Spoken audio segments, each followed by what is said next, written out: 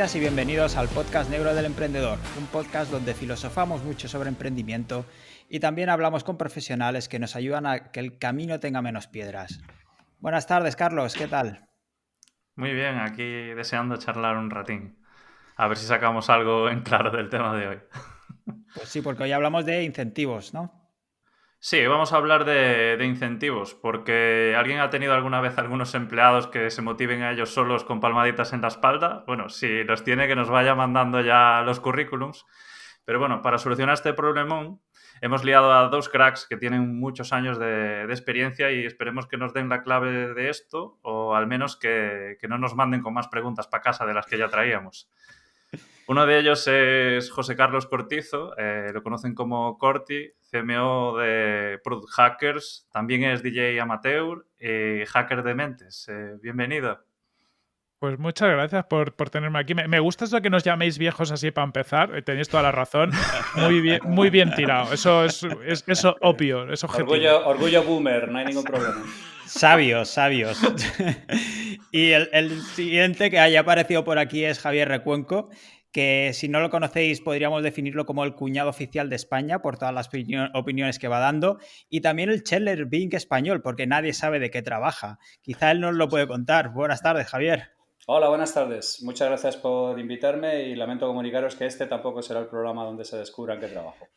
Pues seguiremos con la duda y lo utilizaremos para algún trivial o algo así. Bueno, pues para ponernos un poco en situación, por incentivo yo creo que entendemos todo aquel factor que ayuda a motivar a empleados, colaboradores, equipo, y puede que hasta nuestros socios los necesiten, incluso nosotros mismos. No sé si cómo podemos empezar con esto.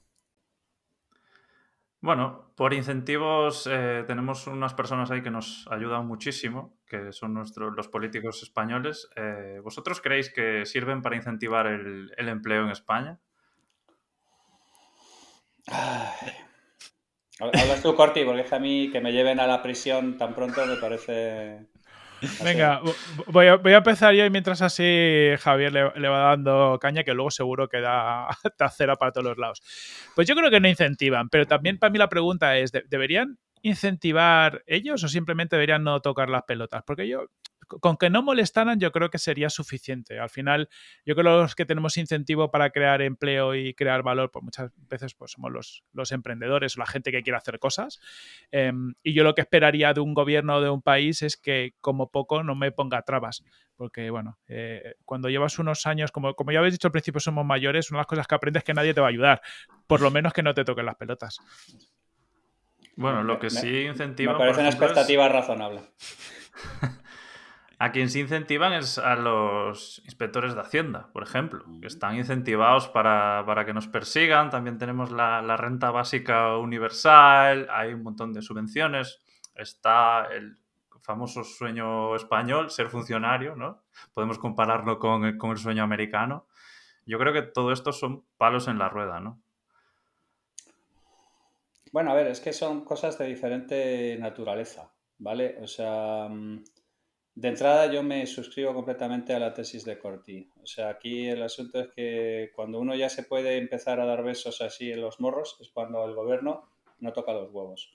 O sea, lo único que ocurre es que el gobierno puede incentivar de una manera completamente desaforada el mal. O sea, puede de alguna manera colocar una serie de incentivos absolutamente perversísimos. El caso de Hacienda es absolutamente paradigmático, ¿vale? O sea, nadie entra al trapo ni además nadie se significa porque hay una especie de garra. Hay un reportaje que sacaron hace poco que era maravilloso de una persona que habían estado persiguiendo en Hacienda, que estuvo tiempo subvencionado por Idealista y que no recuerdo ahora mismo el título, pero era absolutamente maravilloso. Pero vamos, los incentivos están clarísimos. El inspector está leccionado para sacarte las tripas y luego no se ve perjudicado cuando el gobierno, digamos de alguna manera, suele perder el recurso. Yo esto no lo estoy hablando de oídas. O sea, a mí Hacienda me levantó una cantidad de dinero bastante significativa en una empresa que tuve. Nosotros pleiteamos y terminamos ganando y recuperando las costas. Pero por el camino Hacienda se ha financiado tranquilamente por la Jero. O sea, ¿no? Además, es un tema que no hay ningún tipo de aplicación de ningún tipo de criterio. Entran a saco y o pones la panoja o estás frito. Entonces, la renta básica universal es algo que se lleva hablando desde hace muchísimo tiempo y que yo personalmente creo que se está usando en su vertiente más triste y más electoralista, cuando es algo de lo que hay que estudiar muchísimo más para ver si en algunos casos tiene sentido, porque lo que sí es cierto es que la mayor parte de los trabajos con poco valor añadido están desapareciendo a toda velocidad. Y en el momento en que hay un montón de gente que no tiene cualificación para hacer un montón de cosas y no sabemos si son recuperables, podemos tener una charla en términos de qué es lo que se puede hacer con la renta básica universal. Pero a la renta básica universal le pasa lo mismo que a los incentivos. O sea, estamos teniendo una discusión sobre una materia complejísima a los niveles más tristes y más infantiles que os podéis imaginar. Están percibidos ahora mismo como un tema casi de compra de votos, ¿vale? Y cuando tú diseñas mal los incentivos, o haces simplemente unos movimientos miserables de compras de votos, pues terminas, como está ocurriendo ahora, con los chavales colocando en Wallapop en segunda mano los videojuegos y los libros que se han comprado con el bono cultural del gobierno. O sea, el problema fundamental es que en general, y esto tiene que ver con la influencia, tiene que ver con los incentivos, tiene que ver con un montón de cosas, hay un montón de materias muy complejas que se utilizan o se intentan utilizar de una manera muy simplista y muy directa, y naturalmente los resultados generalmente es puro efecto cobra y absolutamente contrarios a lo que tú estás buscando. Entonces, el gobierno le mola muchísimo y le gusta muchísimo ejercer su poder e intentar hacer nudge, intentar hacer behavioral de segunda división con las capacidades que tiene. Pero por regla general son cosas súper complejas y lo que hacen en realidad es mover una serie de palancas que, como en las películas estas de los Goonies, ¿no? Mueves una historia y no sabes si se te va a desaparecer el suelo bajo tus pies o cualquier cosa por el estilo, porque en realidad no tienes ni idea de qué es lo que estás haciendo. Habéis hablado del tema de la renta básica universal. ¿Creéis que en este sentido España es un caso diferente? ¿Que si se aplicara en otro país la cosa iría de manera diferente? Pues yo no sabría, sinceramente no sabría decirlo porque tampoco creo que creo que hay un experimento, ¿no?, en Cataluña que se ha hecho, se está haciendo, ha habido otro en el norte de Europa, creo que no hay datos suficientes. Javi, tú sabes, ¿no? Sí, a muy pequeña escala y la idea es lo de siempre, es si tú puedes extrapolar las cosas que se hacen a pequeña escala a las escalas de las que se está hablando. Yo he hablado muchas veces que el comunismo es una idea fantástica, sobre todo fundamentalmente si se aplica, como se aplicó, por ejemplo, en algunos pueblos del Frente de Aragón, en pequeñas poblaciones agrícolas donde todo el mundo era igual, pero que saltaba por los aires en cuanto entraba un médico. ¿Vale? Entonces, cuando tú haces experimentos en placas de Petri chiquitinas en perfectas condiciones de presión y temperatura, tenemos lo que los ingenieros llamamos una vaca esférica, ¿vale? O sea, supongamos que la vaca es esférica y a partir de ahí podemos inferir una serie de controles. Yo personalmente creo que es un tema lo suficientemente complejo como para que haya muchas aristas que no están controladas, y los pocos datos que tenemos son de sitios muy pequeños como para poder extrapolar a que eso podría funcionar a nivel masivo.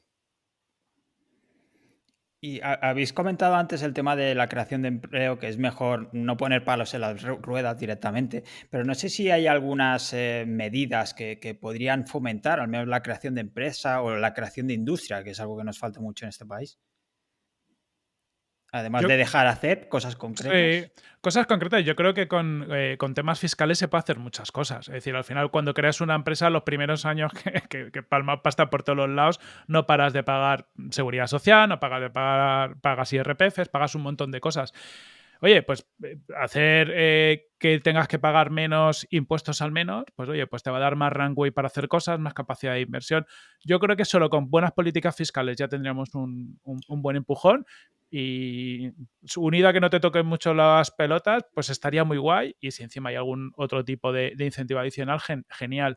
Pero creo que sobreincentivar es malo, ¿no? Porque entramos en... Hay una parte de los incentivos que yo creo que suenan muy bien, pero todos tienen un efecto secundario. Las subvenciones. Leñe, todos, yo creo que, bueno, desde un punto, al menos yo estoy de acuerdo en que hay alguna gente desfavorecida a la que hay que ayudar. ¿Cuál es el problema cuando pones una subvención? Que lo pones pensando en esa gente. Vamos a suponer el buen caso, ¿no? Que se piensa en ayudar y no en ganar votos, pero pongo una subvención para ayudar a una gente que tiene una serie de características, pero cuando, como ha dicho Recuenco, ¿no?, cuando esto lo llevas al público general y lo tal, pues te encuentras muchas otras situaciones. Gente que está en esa situación porque le da la gana estar, porque hay gente que oye, por su estilo de vida y su decisión, decisión es no quiero dar un palo al agua. Hay pocos, pero los hay también y los acaba subvencionando. Hay gente que se busca las cosquillas para poder hacer esa subvención aunque no le tocaría. Y eso es lo complicado, que yo creo que los incentivos sobre el papel están bien, pero es como cualquier cosa tiene un efecto secundario y te lo tienes que comer y muchas veces no lo puedes prever y es... Por eso, cuanto menos, yo creo que hay que incentivar, pero cuanto menos incentives mejor, porque al menos así puedes controlar un poquito más que no se te desmadre. Eso es. Sí, yo estoy completamente de acuerdo con Corti. De hecho, yo siempre digo que Irlanda es un sitio donde la gente se moría en el momento que había 2 malas cosechas de patata y tienen básicamente solamente con criterios fiscales, se han llevado allí muchísima riqueza y muchísimos temas, solamente con no desincentivar, ¿verdad? Es que llega un momento en que si tú no sabes construir incentivos, porque el problema de lo que menciona Corti es completamente cierto, es que cuando tú construyes incentivos y los construyes mal, normalmente lo que ocurre es que hay una serie de efectos no deseados que surgen, que normalmente diluyen qué es lo que estás planteando con este tipo de cosas.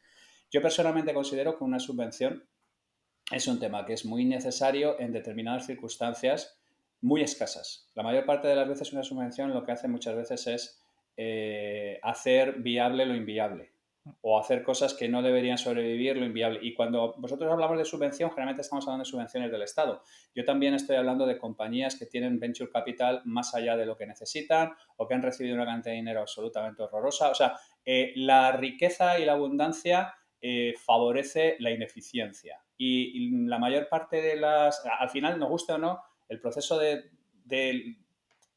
por decir de alguna manera, de supervivencia de las empresas de los países es un proceso darwinista. Entonces es un proceso que premia al eficiente, premia al que es capaz de flexibilizarse, premia al que es capaz de hacer toda una serie de cosas. Entonces, yo estoy completamente de acuerdo con el principio de las subvenciones y con la lógica de las subvenciones y porque hay determinadas personas, porque el privilegio existe y hay gente que sale de la carrera más adelante que los demás y tal, pero una cosa es igualdad de oportunidades y otra cosa es todos somos iguales. O sea, la inmensa mayoría de la gente es incapaz de montar una compañía. Y yo no soy capaz de decirle a nadie, por ejemplo, en este país, que no se haga funcionario porque reconozco que todos los incentivos están colocados ahí, tal y como está colocado esto. Pero esta es una situación que es el pavo de Taleb, ¿vale? Todo va fenomenal hasta la noche antes de Acción de Gracias. Nunca se ha echado un funcionario hasta que se termina echando, como le pasó al estado de California. Entras en quiebra y te echas a 20.000 personas del tirón a la calle porque no puedes mantener el asunto, ¿vale? O sea, lo que no se puede sostener de manera ilógica es la irracionalidad económica durante larguísimos periodos de tiempo. O sea, puede pasar como ocurre ahora, ¿no? Que el Banco Central Europeo ha estado imprimiendo papelitos y durante un montón de tiempo hemos estado huyendo hacia adelante. Pero es que al final del día te pilla la inflación y te termina... O sea, no puedes ser irracionalmente económico durante lo que decía el otro, el Adam Smith, ¿no? O sea, los mercados pueden permanecer irracionales más tiempo de lo que tú puedes permanecer solvente. Pues aquí exactamente igual. Tú no puedes permanecer de manera eterna irracionalmente económicamente porque antes o después alguien va a pagar la factura, ¿vale? Entonces, volvemos a la raíz de todo lo que estamos planteando. Mucho ojito con plantear incentivos directos de estímulo-respuesta, de cosas por el estilo, porque la mayor parte de los incentivos son mucho más complejos que todo eso. Y en este sentido, ¿creéis que la nueva ley de startups que se ha aprobado aquí recientemente va encaminado a fomentar la creación de empresas o no va a tener la eficacia que se espera? Yo, opinión, no soy experto, o sea, me falta mucho detalle porque leí en su día algunos análisis, el borrador, pero no sé exactamente la última versión por la que van. Yo tengo la sensación de que los fundamentales no los cambia tanto, es decir, crear una empresa sigue siendo el mismo proceso, más o menos misma burocracia y tal. Va a venir bien para empresas o startups que ya tengan unas ciertas características para poder bonificar a sus empleados, tema de stocks y demás. Pero es que en el fondo, aunque en el mundillo en el que nos movemos hace mucho ruido con esto, pues yo creo que será el 1% de la creación de empleo del país. Está bien desde una perspectiva estratégica, si lo quiere ver, en el sentido, oye, pues, leñe, como país sí que deberíamos intentar impulsar que haya mucha empresa tecnológica o que escale y que pueda hacernos competitivos a nivel global, porque aquí lo que tenemos muchas economías de servicios, pero creo que es algo que de verlo vamos a ver a muy largo plazo y en el fondo es un incentivo que lo que va a hacer es pues que a lo mejor se genere más gente rica que salga del mundo de las startups porque haya ido bien y hayan tenido una fiscalidad mejor, pero la gran base de pymes que sostienen el país realmente no les va a ayudar. Volvemos a lo mismo. ¿Qué quieres incentivar? A lo mejor es lo que tenemos que incentivar. Yo si te digo la verdad, mi cabeza no llega a saber si es lo que tenemos que hacer o no como país. A lo mejor es, pero creo que no va a incentivar el emprendimiento. Lo que va a incentivar es que aparezcan o se facilite la aparición de determinadas cosas como startups de alto crecimiento que puedan tener planes de incentivos vía stock options para sus equipos. Sí, a mí me pasa lo mismo. O sea, me gustaría... De hecho, creo que vamos a hablar nosotros antes o después en Nada que Ganar del asunto. Hablaré con Chris y todo esto. Pero no es un game changer. Y además es que, insisto, no espero game changers del gobierno.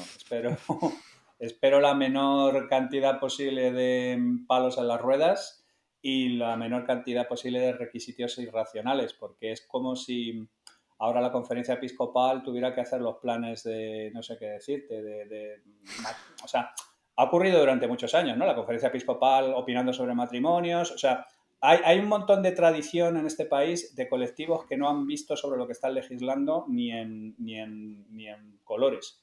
Entonces, la lógica y el racional que hay en los startups no combina en absoluto con la lógica y el racional que se impone en la administración.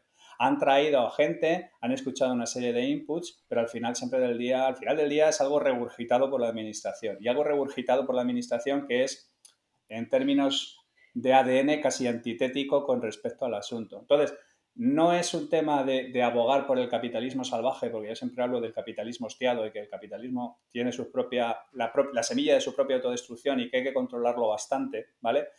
Pero yo no espero un game changer con respecto a este tipo de cosas proveniente de una administración porque es como casi incongruente.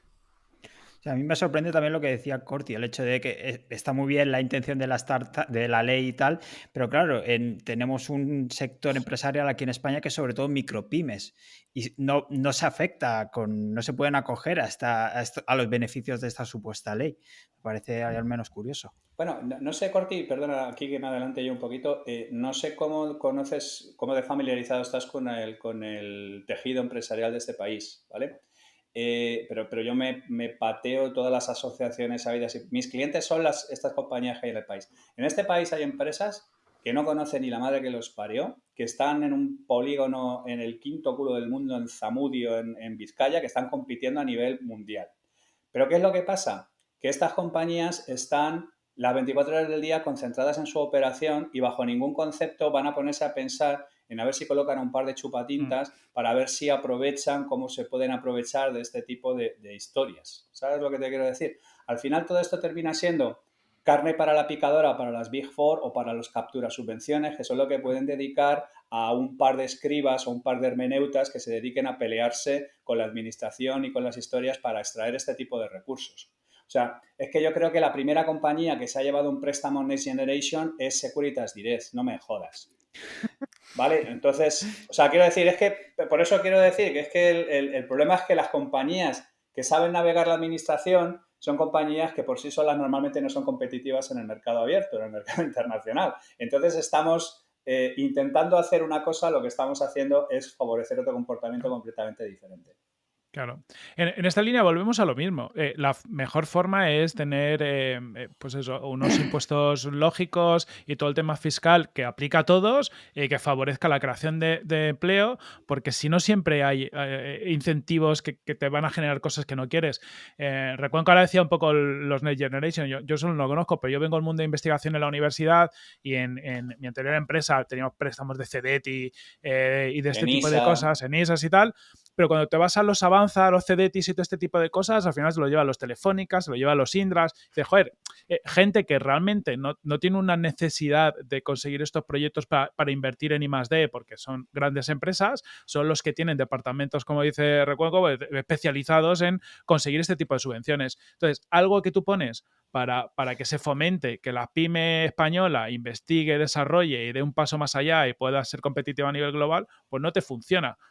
Porque están a otra cosa, están a trabajar en su día a día y la forma de impactar a lo mejor a esta gente es tener una fiscalidad que aplica a todos por igual y que fomente lo que tú quieres que pase, que es, oye, pues que crees empresas y a los primeros años sea más fácil, que, oye, pues que contratar gente sea fácil, no sé, este tipo de cosas. Está bien lo de la ley de startups, de que retribuir en stocks esté bien, porque al final vivimos en un mundo donde esto a lo mejor empieza a ser más normal, pero creo que la retribución en stocks es lo de menos a día de hoy en España comparado con todas las otras cosas que paran, ¿no?, a la creación de empleo. Claro, pero es que además hay otro problema, y es que la legislación va siempre 20 años por detrás de la realidad. O sea, estas leyes de stocks y todo este tipo de cosas, cuando había que haberlas hecho en la primera oleada de las .com de finales de los 90 y primeros de los 2000. ¿Sabes? O sea, la legislación está en una eterna carrera cuesta arriba contra la realidad, y la realidad siempre está 400 pasos por delante de la legislación. Eso es. Por ir acabando con el tema del Estado y meternos en temas más de empresa, no sé si podríamos comentar el tema de el fracaso, la ruina, como desincentivar, ¿no? Como desincentivo, porque no sé si por temas culturales o también por lo que implica en sí actualmente aquí en España, y frente, por ejemplo, si lo comparamos con otros países como Estados Unidos, que allí fracasar, por ejemplo, o arruinarse, no está tan estigmatizado ni es tan problemático. No sé si por ahí también podríamos aligerar de algún modo para incentivar el emprendimiento. No sé si Corti o Javier. Sí, Venga, bueno, pues si queréis, mira, yo al menos en mi opinión, yo mi anterior startup en Brainsys quebramos 10 años después y yo sigo pagando un prestamito muy rico porque el banco ejecutó un crédito, lo teníamos avalado nosotros y ahí sigo. Por suerte, todo se ha dicho, la vida me va bien y no es un problema. Pero bueno, conozco situaciones y gente cercana con negocios más tradicionales y que, bueno, pues luego no tenían tanta facilidad para reconvertirse después de un fracaso, que pues se han arruinado, pero arruinado de perder su casa y de tal. Creo, más allá del estigma social, que a mí sinceramente me la pela, porque o sea, al final cuando te pegan la hostia, ya sabes lo tonto que eres, no me hace falta que el resto de la gente me diga nada. Pero, joder, es que te quedas con una situación económica después de un fracaso que ya bastante tocado, a lo mejor estás tú de la cabeza y bastante desanimado como para hacer frente a nuevos retos. Pues yo creo que el modelo americano en ese sentido tiene la ventaja de poder reiniciar. Oye, me han ido mal las cosas, tengo el incentivo de poder probar otra vez. Entonces hay esa mentalidad de, oye, mira, lo pruebo 10 veces y puedo fallar 9, que con que me funcione una ya lo tengo. Esa mentalidad yo creo que ayuda mucho a lo que les pasa ahí. Tienen otras cosas malas, ¿no? Pero esa parte yo creo que es muy positiva, porque en España es que a la primera ya no es que quieras más, es que a lo mejor después de la primera no te puedes permitir ningún otro experimento. De hecho, lleva mucho tiempo hablando de la ley de la segunda oportunidad, que nunca termina de asomar las orejas, y eso, por ejemplo, sí podría ayudar seguramente. Claro. Y luego, además, hay por decir de alguna manera, este estereotipo cultural de que nosotros vemos el fracaso como un error, mientras que en Estados Unidos es algo... Yo es que personalmente creo que no hay otra manera de aprender en territorios ignotos que fracasar. O sea, es que es así de sencillo. O sea, si alguien no ha tenido un fracaso, yo no le pongo al frente, pero vamos, ni de un kiosco, ni de un food truck en la salida de un sitio, porque es que esa persona no ha tenido aprendizajes con respecto a este tipo de cosas. Pero es lo que habla él. O sea, es que no solamente... el estigma social puede ser, si yo qué sé, si eres los propietarios de la familia Cantín Palo, en la cuarta generación te sale el tonto, una fábrica centenaria a las afueras de Segovia se termina cerrando y se va todo el mundo a la calle y todo a cagar porque la gente que era de dinero viejo te señala, pero es que ese no es el problema real. El problema real es el que menciona Corti. Es la gente que ha tenido una primera experiencia, ha fracasado, ahora es mucho más válida que antes porque ha tenido un aprendizaje que antes no tiene y que realmente sí se ha podido hacer, y que muchas veces es que sencillamente dices que no me lo puedo volver a permitir porque ya llevo una ruina asociada a este asunto, y no están siendo rescatados por nadie. Ni siquiera desde un punto de vista de o sea, es que a mí no me yo he visto cómo operan las compañías in distress, ¿vale? Cuando entran los fondos, los que llaman los fondos buitre, entran ahí, hablan con los bancos, negocian unas quitas del 90 y tantos %, echan hasta el último vecino, venden los activos que queden, venden los solares y a tomar por saco. Pero una compañía que tiene a alguien que sí le asesore sí se puede permitir negociar este tipo de cosas con los bancos, pero tú eres una pequeña pyme y te dan por el saco porque te persiguen hasta el infierno. Volvemos a lo mismo, las asimetrías de conocimiento de los recovecos del asunto hace que la gente que se conoce los pasilleos termine beneficiándose de este tipo de oportunidades y no la gente que los necesita, porque la gente que los necesita desconoce cómo hacer este tipo de historias. Yo personalmente creo que una ley de segunda oportunidad bien articulada ayudaría muchísimo a que la gente se quitara de encima miedos atávicos de decir, oye, ¿y si la cago, dónde voy? O sea, yo, si no has cerrado 3 o 4 compañías y no has echado a 2 o 3 socios, tú no eres empresario. No sé lo que eres. O has heredado la empresa de papá, o tienes una tienda, o cualquier puta mierda por el estilo, pero tú no eres empresario.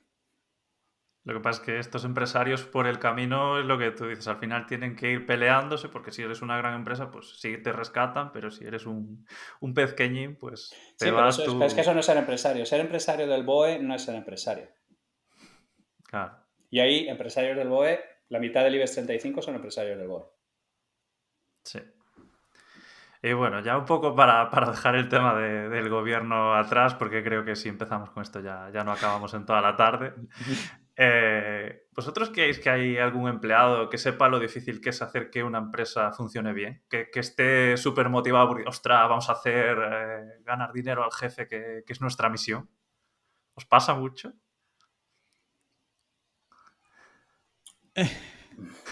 Corti, empiezas tú si quieres, porque volvemos a Venga. lo mismo. Como coja carril, vamos Sí. a terminar mal. Mira, a ver, que conste, yo creo que alguna gente lo entiende, o sea, entiende o hay una buena intención.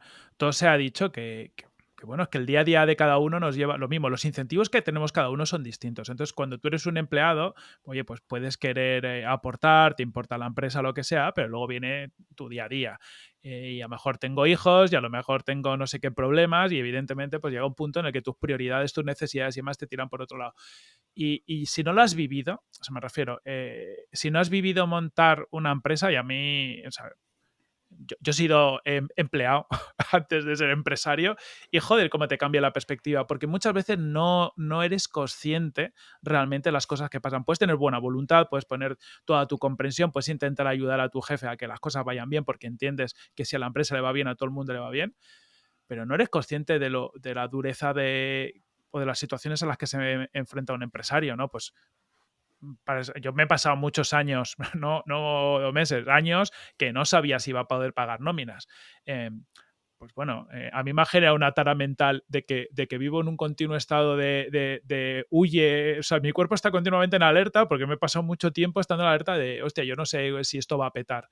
Entonces, yo creo que esa es la parte que es muy complicado de entender para un empleado. Tampoco sé si un empleado debería hacer más de lo que hace. Yo lo que pido a un empleado es que haga bien su trabajo, oye, que se preocupe en la medida de lo posible de la empresa, que yo como empresario me ocupo o creo que me debo ocupar de todo lo demás, ¿no? De, en cierta manera, asegurar que tengo los recursos pues, para que se cumpla el plan o comunicar cuando es que no. Entonces, yo al empleado no le pido que me entienda mucho, o sea, le pido que me ayude, que me apoye, oye, que podamos tener una conversación y que yo le pueda decir, tío, pues mira, no estamos tan bien como deberíamos, va a pasar esto, vamos a recortar y que podamos tener esa conversación, pero por otro lado yo creo que es el empresario o la empresa la que tiene que generar el confort, entre comillas, en la medida de lo posible de, oye, tío, yo te pido a ti esta serie de cosas y te doy un contexto en el que tú puedas trabajar sin tanto estrés, porque si no, se mezclan los roles. Es decir, al final tú como empresario, yo no me preocupa a lo mejor, en mi caso, de dar el servicio al cliente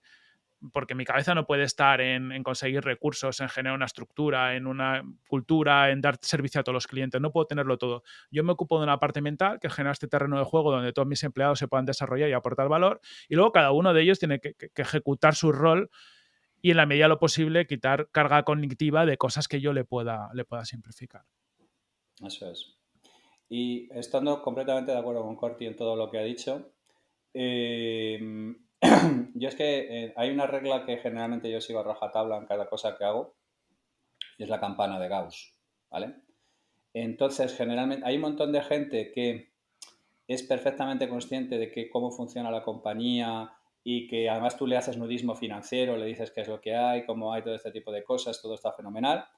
Hay gente que está en el otro extremo de la campana de Gauss, que es cómete al rico, son todos unos hijos de puta, te crees que vas a heredar la empresa. Normalmente, además, curiosamente, son generalmente los que piden más dinero y los que piden más parné y los que les gusta que no les pagues en salario emocional, sino que les pongas molla encima de la mesa. O sea, es una cosa fascinante en ese sentido. Y la mayor parte de la gente está en esa zona intermedia de la campana de Gauss, donde dice Corti, donde yo personalmente no creo que es bueno trasladarle, porque además ellos han hecho una opción vital que no es la tuya, ¿vale? No tienes por qué trasladarle tu angustia del día a día, porque el que no sabe si va a poder pagar las nóminas no tiene ni puta idea de lo que es, pero es una cosa que... Y la gente que habla con empresarios sabe que por cada hijo de puta lo que hay es 9 personas que están sufriendo por ver si pagan y cubren los gastos y hacen todo y mantienen a la gente y a las familias que dependen de ellos, que es una cosa que suelen llevar aquí en una losa como como auténticas lápidas. E insisto, a los empresarios se les aplica también la campana de Gauss. Hay gente maravillosa, hay hijos de puta, pero es porque es un tema que aplica a absolutamente todo el mundo. Pero yo personalmente he hecho de menos muchas veces un mínimo de cultura financiera básica sobre cómo funcionan este tipo de cosas, porque yo creo que nos irían mejor a todos como país. O sea, Estados Unidos es un país que está lleno de taras, pero de taras gordísimas, pero todo el mundo tiene la sensación de que le han soltado en la diligencia y está allí en Iowa intentando buscar un trozo de tierra para hacer dinero y desde muy pequeñitos manejan el dinero y son luteranos y se redimen a costa de ganar dinero y claro, y así les va y les va mucho mejor muchas veces de lo que hacemos nosotros. Insisto, tienen sus excesos, se van al otro lado y hay un montón de cosas que no me gustaría importar. Pero yo creo que sería bueno para todo el mundo que eleváramos un poquito el suelo de lo que es la educación financiera y que la gente entendiera realmente que el empresario se está asumiendo un montón de riesgos con ánimo de lucro, pero que es que el lucro no está ahí esperando a que llegues tú con tu historia y que seas hijo de 6 apellidos compuestos, pues te sales más adelante, pero si no vales para montar una empresa también te la vas a meter, ¿vale? Que es otra de las peleas que tengo yo siempre con los defensores de Mazzucato y Piketty y estos estados angélicos y estos millonarios que lo son para toda la vida. Digo, venga, ven, te voy a llevar el tour de los arruinados y te voy a dar una vuelta por todos los has-been que hay en este país, que hay un montón de ellos. Entonces, yo personalmente creo que hay una especie de mística al respecto y yo estoy completamente de acuerdo con Corti, ¿no? Cada uno yo creo que tiene su papel. Hay determinadas personas que están preparadas para con las que puedes hacer nudismo financiero y dejarles bien claro cuál es este asunto. Y curiosamente esa gente cuando entiende y se pone en tu piel se compromete normalmente mucho más con tu compañía. Entonces es algo que tú también tienes que medir si quieres que la gente, digamos, de alguna manera esté contigo de una manera funcional, que está fantástico y no hay ningún problema y el deal está ahí, o es gente que tú consideras que es clave en tu compañía y que le abres los libros y que les explicas qué es lo que hay ahí y que normalmente suelen mostrar un mayor grado de compromiso. Yo he conseguido que un montón de gente haga un montón de cosas loquísimas, como seguirme a varias compañías o estar un tiempo sin cobrar o hacer un montón de cosas, pero lo que he sido siempre es honesto y cuando ha habido para todos. O sea, quiero decir que yo, insisto, la campana de Gauss. No estoy hablando de que el empresario sea siempre un ser angélico, pero tampoco es un hijo de puta sistemático. La mayor parte de los que yo conozco son gente preocupada, son gente que lleva un montón de cosas sobre los hombros, que se intentan hacerlos duros, pero que cuando están solos te comentan que están jodidísimos y están muy solos, porque como decía Roosevelt, the buck stops here. El último problema peludo termina en mi mesa, porque todos los sencillos ya han sido solucionados antes. Lo que termina en mi mesa es lo perrísimo que no ha habido nadie que le haya metido mano. No sé si me voy un poco del tema, pero me ha parecido muy curioso el tema de la honestidad, transparencia con los empleados. No sé si se recomienda o qué hacéis vosotros. ¿Aplicáis la misma transparencia o es mejor seleccionar? Es un tema, en mi caso, no sé si Corti tiene otra opinión al respecto, en mi caso es un tema totalmente selectivo. Hay gente con la que te puedes abrir en canal y es bueno para ambas partes y hay un montón de gente que no interesa ni a unos ni a otros saber qué es lo que hay detrás. Más o menos parecido. Nosotros, por ejemplo, sí que tenemos un mínimo de transparencia para toda la compañía, pues nos gusta contar algunas cosas, pero también hemos aprendido con el tiempo de que si te desnudas demasiado con gente que, pues, que no entiende algunos conceptos financieros, pues se generan en el fondo también otros incentivos negativos. Mira, yo pongo un ejemplo, tontería. Nosotros levantamos una pequeña ronda de inversión hace unos meses, $500,000, que suena muy guay y tal. Somos una consultora, al final tenemos 600, 700 mil euros de facturas emitidas no cobradas porque cobramos a 3 meses y esas cosas. Cuando te viene una ronda de inversión de este tipo, tampoco te creas que al final se te queda todo ese dinero en cuenta. Pero claro, en cuanto se destapó un poco eso y lo comentamos, vinieron pues varias personas, evidentemente con lógica, a pedir un aumento de sueldo. Entonces, a veces es muy complicado que la gente entienda que pues cosas tan tontas que cuando eres empresario sabes que cuando te entra dinero, a veces ese dinero no es para hacer grandes locuras, grandes inversiones, muchas veces es simplemente para la operativa normal o para tener un colchón de seguridad para poder acometer una serie de cosas. todo esto a la gente le cuesta mucho entender y sobre todo dependiendo del perfil. Nosotros tenemos la suerte que al final tenemos gente, bueno, pues que son muchos seniors, formados y demás. Yo tengo otra perspectiva. Yo, por ejemplo, mi mujer tiene un estudio de fotografía, que son 15 personas, es grande, pero es un perfil de fotógrafo de gente relativamente menos cualificada. Y cuando ya he intentado hacer un poco de transparencia, las situaciones que se ha encontrado, pues antes ha dicho algo de Recuenco, no sé cómo me ha venido a la cabeza un poco esta situación de pues más sindicalista, ¿no? En cuanto había 3 duros en cuenta, gente, ya vamos a repartirlo porque es gente que no entiende pues que ese dinero está ahí porque vas a tener que adelantar una serie de pagos, que vas... La gente no tiene esa, como ha dicho Recuenco, esa cultura financiera como para entender qué pasa con ese dinero o todas las obligaciones que tú tienes y una Eso, serie de cosas. pero no estoy hablando de calcular el WACC, el coste de capital. No, estoy hablando Basiquísimo. de flujos de caja. Mm. Estoy hablando de debe y haber. Estoy hablando de De pagar economía, préstamos, de pagar básicamente. préstamos, Sí, sí. exactamente, de free cash flow, o sea, de cosas. No estoy hablando de enormes vehículos de inversión. No, estoy hablando de los basics casi de la tía Jesusa, de llevar las cuentas de la tienda. Justo. Sí, de que cada 3 meses se te va mucho dinero que tienes que pagar al Eso es. Estado, por ejemplo, y que eso lo tienes que tener en caja. Eso es. O Yo los siempre digo que- costes de empresa, por ejemplo, que la mayor parte de la Bueno, gente no tiene ni puta idea cuál es su coste real de empresa. sí. Y cuando se le dices hay gente que le importa y hay gente que dice a mí no me cuentes esta movida es. porque no es tu problema. Y pues es justo, es lícito. Sí. Y a mí cuando me han dicho eso no me lo he tomado mal porque lo entiendo perfectamente. Pero yo nunca, yo lo que sí hago es seleccionar un poco con quién me desnudo financieramente y con quién digo, mira, este es el deal y ya está. Y no. O sea, por eso digo que es un tema muy contextual, no es un tema que puedes hacer general. Yo me sospecho mucho de estas políticas de empresa que no distinguen entre una gente y otra.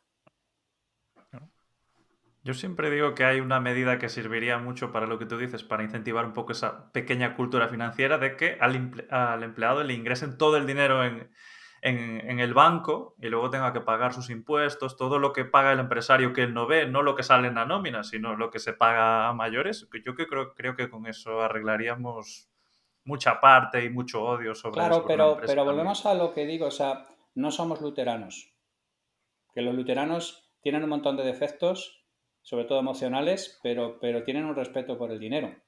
Yo no me acuerdo quién fue, pero hubo alguien que hizo aquí en España publicar en los extractos cuando salías de un hospital el coste real de lo que había costado tu tratamiento, ¿vale? Y creo recordar que se lo fulminaron ipso facto, porque aquí hablar de dinero es un tema grosero. Y ese es un tema cultural que es muy problemático y que nos ha puesto en una situación de muchísima desventaja. Yo siempre he hablado de los luteranos en plan cachondeo, pero me refiero a esta manera de hablar sin tapujos de dinero que a nosotros nos cuesta muchísimo. Sí, está claro que es un gran problema, pero creo que no siempre el dinero es el problema, ¿no? Porque es como que vivimos en la sociedad de la infelicidad constante, como que nadie está contento hoy en día. ¿Vosotros creéis que es más difícil que nunca incentivar a un empleado ahora mismo o creéis que esto es algo que se ha repetido históricamente? Pues yo no sé. A ver, yo creo que partimos para mí parto de la base de que yo sé, al menos es mi opinión, que yo creo que la felicidad como tal no existe, pero esto es, a lo mejor es de carácter, ¿no? Y hablamos mucho de la búsqueda de la felicidad cuando el ser humano es un ser infeliz. Yo no creo que seamos mucho más infelices que hace unos años, simplemente a lo mejor ahora lo expresamos más, porque yo creo que hace unos años también no podías no ser feliz, era como el sueño de la felicidad y si decías cualquier cosa estabas enfermo mental o cualquier cosa, y a día de hoy tenemos, yo creo, una parte bonita de que, por ejemplo, hay proyectos como Ancla, ¿no? El proyecto de Diego Ballesteros, emprendedores, de, oye, vamos a tener un espacio donde, claro, donde un emprendedor puede decir, tío, es que lo pasa mal y es que no soy capaz y no soporto hacer esto. Esto lo hubieras hecho hace 20 años y te llevan así a psiquiátrico y a tomar por saco. Yo creo que no es que sea más difícil, simplemente que se habla con más transparencia de las cosas. Pero que sea más o menos fácil incentivar a alguien, yo creo que es que ahora también la gente tiene más información. Por lo tanto, creo que es más complicado incentivar porque, uno, los intereses son mucho más distintos que antes. Por ejemplo, en el entorno de tecnología parece una tontería, pero joder, la gente de tecnología tiene sueldos buenos. Bueno, ahora ya con lo de los despidos y tal no me voy a meter, pero en general vive bien, tiene buenos sueldos, tiene una cierta estabilidad, tiene unos trabajos retadores. Claro, cuando tu nivel está aquí, ¿cómo cojones te incentivo? Porque te puedo meter un bonus del copón, pero bueno, a veces pues llegas un poco a esta economía un poco ilógica que hemos vivido en los últimos años. Creo que cuando tienes unos mínimos muy altos, el incentivo se aleja de lo económico y se aleja de lo obvio y empieza a ser algo mucho más complicado de definir, mucho más personalizado y mucho más que tiene que ver pues con tu motivación intrínseca, ¿no? Esto tiene mucho que ver en los dos tipos de motivación, ¿no? La intrínseca y la extrínseca. La intrínseca es lo que a ti te gusta per se, como eres tú, que encaja contigo y con tus valores, y la extrínseca que es, oye, si me das dinero, me das una serie de cosas, pues estoy dispuesto a hacer determinadas cosas. Los incentivos extrínsecos son fáciles cuando tienes una base bajita, porque te la puedo mejorar bastante la vida con poco que hagas, pero a partir de un punto hay que trabajar lo intrínseco y eso es muy complejo. Es que, a ver, esto, aparte de que estoy completamente de acuerdo con todo lo que ha dicho Corti, vamos a ver, esto pertenece a la categoría de lo que yo llamo, y este es un tema que me queda muy cerca, claro, complejidades simplificadas. Cualquier cosa que tenga que ver con modificar el comportamiento humano es chungo de cojones. Y cuando nosotros hablamos de cosas como el incentivo o la influencia o determinadas cosas como, pues nada, este tío tiene 3 millones de seguidores en Instagram, es un influencer, o te compro, me preocupo de los incentivos de mis empleados con la cesta de Navidad, tú ya te estás dando cuenta de que aquello va a ir a la hecatombe absoluta. Yo creo que somos más conscientes de que hay cosas que trascienden más allá de la mera supervivencia. Hace 2 o 3 generaciones tu problema era comer, llenar la andorga e intentar sobrevivir para ver un día más. Y hoy, si tú ya estás, sobre todo en un sector, por ejemplo, como el de la tecnología o cosas por el estilo, pues entonces ya, digamos, de alguna manera estamos entrando en otros entornos más sofisticados. Mover el comportamiento de una persona es algo complejísimo. Yo llevo, yo que sé, 15 o 20 años inflándome a leer todo lo habido y por haber sobre incentivos. No hay el libro de incentivos. O sea, tienes behavioral economics, temas de motivación intrínseca y extrínseca, temas de gestión del nudge, hay todo lo que te puedas imaginar sobre un tema porque es complejísimo, porque el ser humano es el sistema complejo primigenio, ¿vale? Por eso en mis clases de resolución de problemas complejos yo siempre traigo psicólogos y psiquiatras porque son los que llevan más de un siglo dándose el tema con sistemas que no son racionales como los seres humanos. Entonces el asunto es que si tú tienes una aproximación trivial a un hecho tan complicado como es modificar el comportamiento de un ser humano, pues entonces claramente la vas a cagar. Pero yo no tengo la sensación de que seamos más infelices. Yo tengo la sensación de que lo que somos es más sofisticados. Y entonces, digamos, si la pirámide de Maslow, que es otra cosa que también está en profunda discusión, pero es una metáfora que todo el mundo entiende, si tú has satisfecho las cosas básicas, entonces lo que quieres es intentar llenar los siguientes niveles. Y arriba del todo casi nadie lo menciona, pero tiene que ver con cosas como la autorrealización personal. Esto es algo completamente personotécnico, esto es algo que depende completamente de cada persona. Lo que realiza una persona no lo realiza el de más allá. Y entonces, según vas subiendo, es más sofisticada la propuesta. Entonces yo creo que hemos quemado, digamos, las ramas bajas del árbol en el que la gente ya tiene los básicos cubiertos y entonces estamos llegando a cosas que son más complicadas. Y antes había gente que con poder comer 3 veces al día te besaba los pies por donde pisabas y ahora la gente ha quemado historias y necesita cosas más sofisticadas y está poniendo demandas más sofisticadas encima de la mesa. Y este es un tema, insisto, todo lo que tiene que ver con modificación comportamental es un tema complejísimo y se está abordando de maneras súper triviales y súper ingenuas. Yo añadiría, aparte, a esto dicho Recuenco, que estoy totalmente de acuerdo, que va siendo cada vez más complicado cuando subes el nivel, entre otras cosas, y nos pasará a nosotros, al menos a mí me pasa, que cuando tienes tus necesidades básicas resueltas ya no sabes lo que quieres. Es decir, tienes intuiciones y hay cosas que te gustan más, pero joder, yo sé cuando tengo hambre, básicamente todo el día, pero cuando tengo una necesidad básica, tu cuerpo sabe responder a eso, pero cuando ya tienes cubiertas, tienes un universo de posibilidades tan grandes que hostia, nos cuesta elegir, nos cuesta tomar decisiones. Y es terrorífico porque esas elecciones se hacen por imitación. Entonces, mucha gente que ha hecho dinero con su primera startup y cosas por el estilo se ha comprado un Lamborghini porque es lo que se supone que tiene que hacer una persona que llega ahí. pero dices, joder, pues si yo soy de bicicletas, ¿yo para qué cojones me voy a meter aquí? O sea, según vas subiendo de nivel, de alguna manera tú vas intentando decir, oye, ¿y que eso es suficiente? Porque yo es que ya soy feliz, o ya estoy razonablemente feliz. ¿Qué es lo siguiente?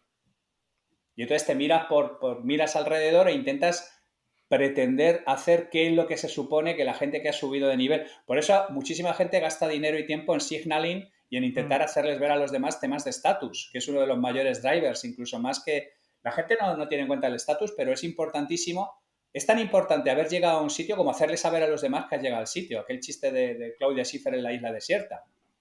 Pues si tú no entiendes estas cosas, que si te pones a pensarlas racionalmente dices, pero tú eres retrasado mental, pues es que el ser humano es así, funciona de una manera muy particular. Y si no entiendes cómo funciona el ser humano, pues no eres capaz de estimularles ni ponerles. Y hay un montón de gente que es feliz llegando a un determinado grado y que efectivamente lo veis de corte y decir, joder, pues es que, a ver, a partir de aquí, ¿qué es lo siguiente? ¿Cuál es mi siguiente objetivo? Por eso se dice muchas veces que es mucho más importante el camino que el objetivo, porque una vez que has llegado al objetivo, en el objetivo esperas como una especie de orgasmo final, ¿no? La catarata de satisfacción y cosas por el estilo. Pues a lo mejor es tan sencillo como que has vendido tu obra de 14 años, tienes un cheque de la hostia en la mano y dices, ¿y qué cojones hago yo? ¿Sabes? O sea, es que volvemos a lo mismo, cosas complejas tratadas de maneras simples. Claro, aparte es que, perdona Carlos, nuestros cerebros yo creo que funcionan mucho mejor con la anticipación de la recompensa que con la recompensa. Es decir, Sí, nos mola mucho saber, sí. me van a dar el cheque, pero cuando te dan el cheque lo que ha dicho Está, recuelgo y de, está, ¿y ahora qué? está completamente estudiado. Y, por ejemplo, las montañas rusas se diseñan así.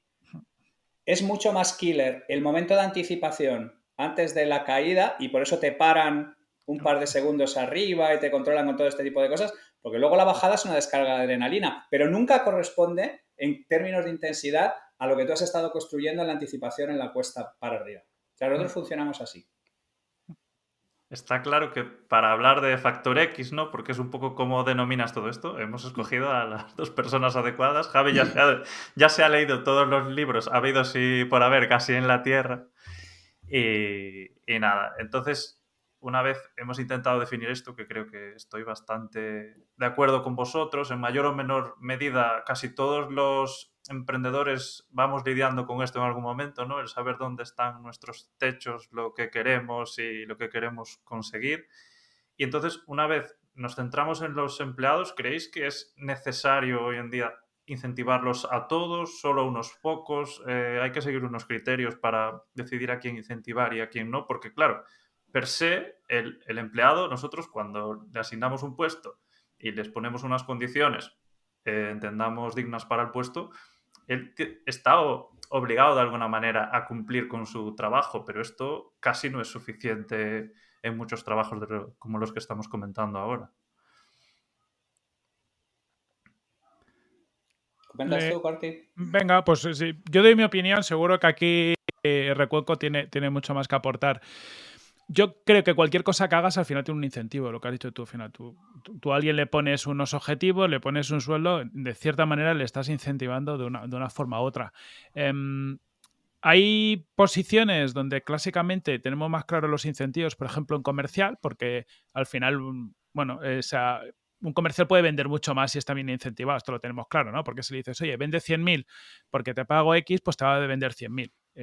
Esto es un poco también tendencia humana, no por mal, sino porque al final tú dices, yo tengo mi objetivo, voy a intentar llegar ahí y cuando llego, joder, pues puedo tener alguna pretensión de ir un poquito más, pero yo mentalmente he hecho check y me cuesta ir a más. En el resto de roles, porque hay roles que no son tan obvios, pues es que ahí hay un pensamiento.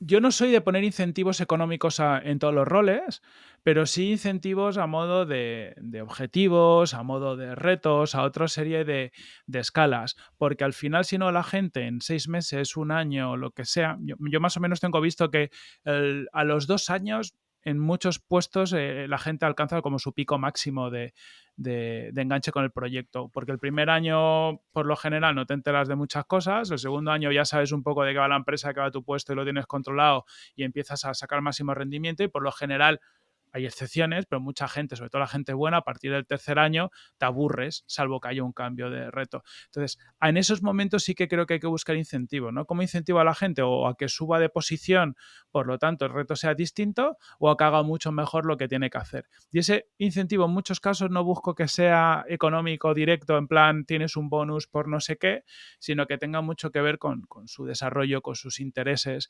Y aquí es muy importante pues el conocer cada una de las personas qué es lo que les motiva.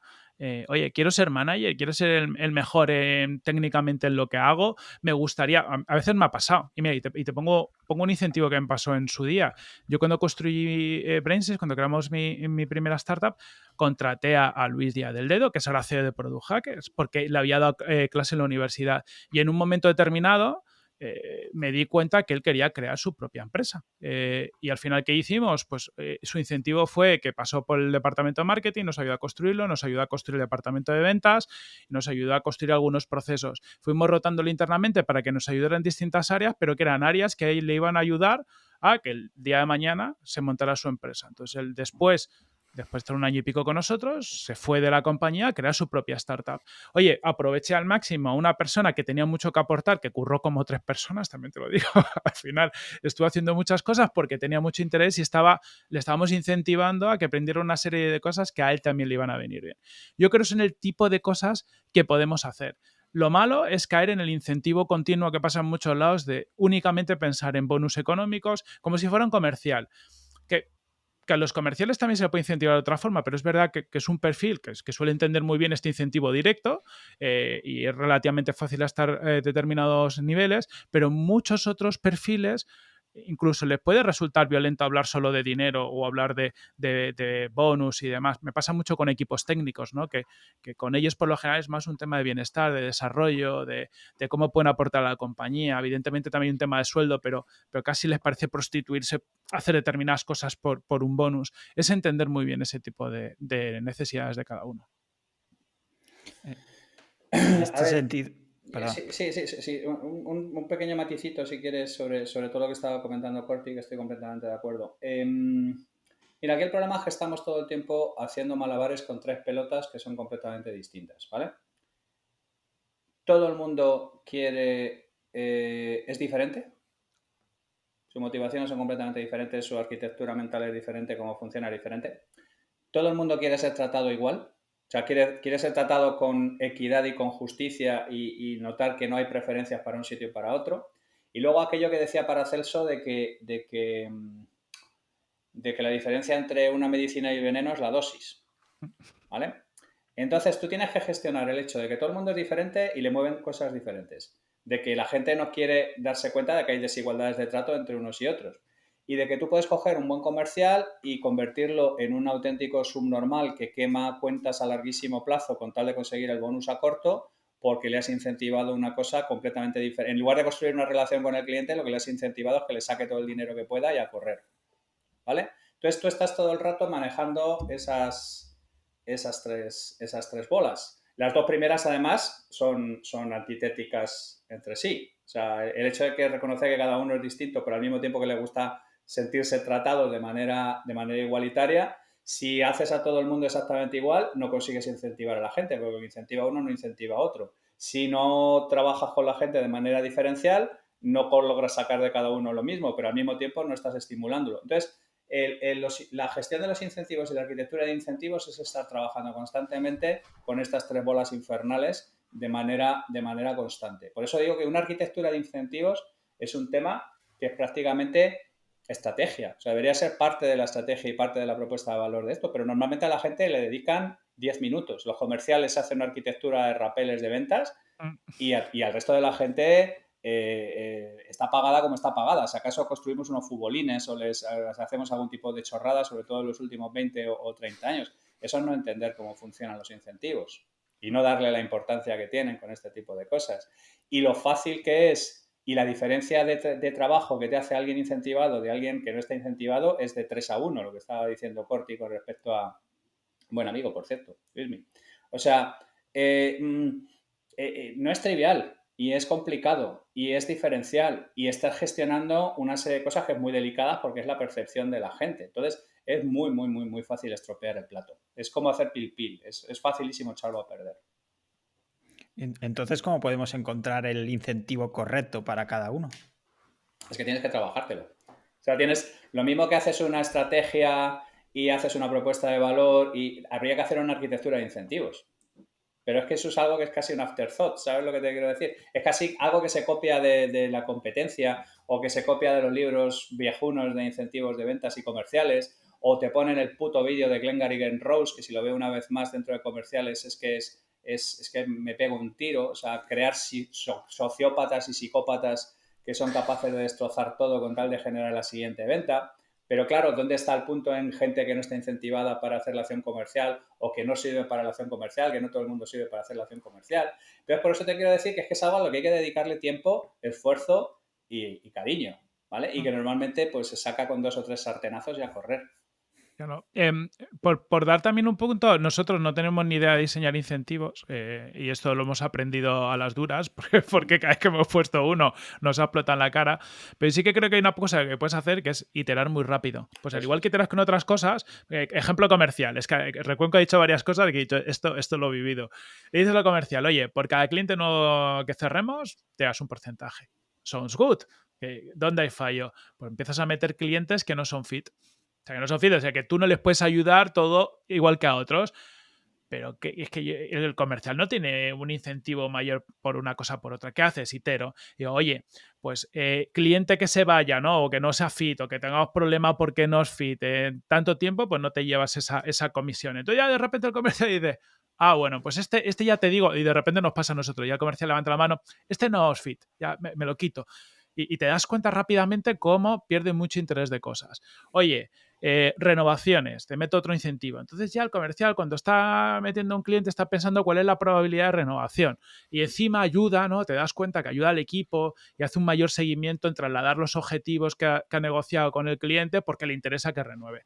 Pero es que esto no tienes ni puta idea al inicio. Puedes hacer un buen trabajo, como dice Recuenco, de arquitectura, de una serie de cosas, pero luego cuando lo llevas ahí a la calle te dan 2 hostias y te das cuenta un poco por dónde te va viniendo al aire y vas iterando. Claro, pero tú tienes el tamaño y la agilidad suficiente para Claro. lanzar los suficientes espaguetis a la pared y ver cuáles se pegan y cuáles no. Justo. Ahora imagínate en sitios donde los incentivos se establecen por convenio.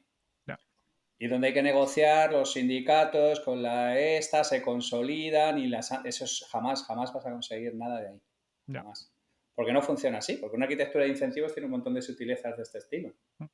Y ya está. Y si no les dedicas tiempo, o eres capaz de generar este tipo de pruebas A/B a toda leche, porque tu estructura es lo suficientemente ágil, fenomenal. Pero es que es algo a lo que hay que dedicar tiempo, y es algo a lo que hay que dedicar cariño. Y el comportamiento de alguien bien incentivado, de alguien mal incentivado, es la noche del día.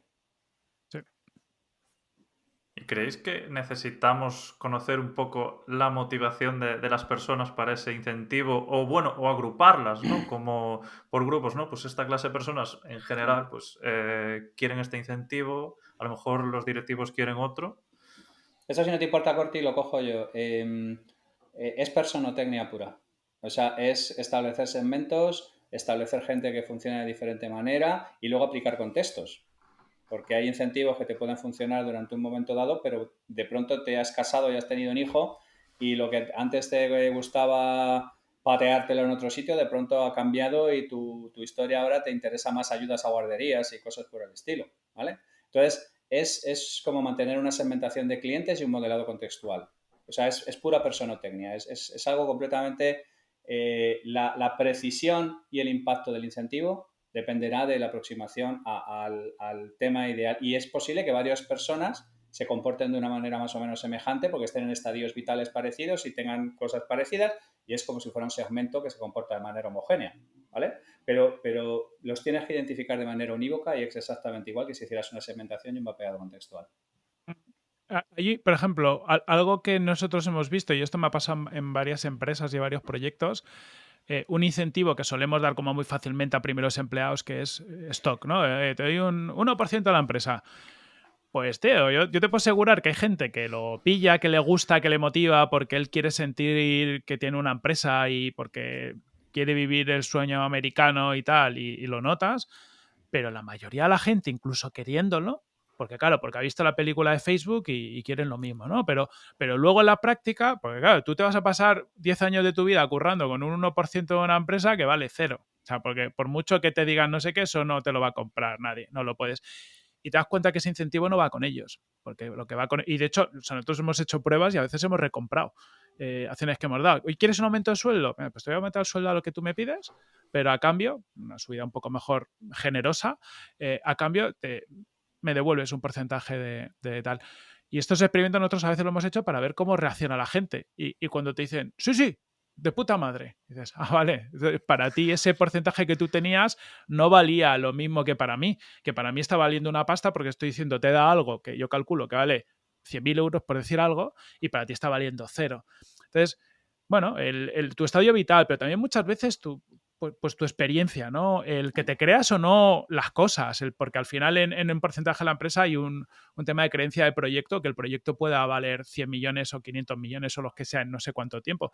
Pues a lo mejor tú como emprendedor o algunas personas de tu equipo se lo creen, más motivados, y hay otra gente que son más pesimistas y dicen, oye, yo estoy muy a gusto aquí, creo que lo vamos a hacer bien, pero esto algún día valdrá 10 millones, o no me lo llego a plantear.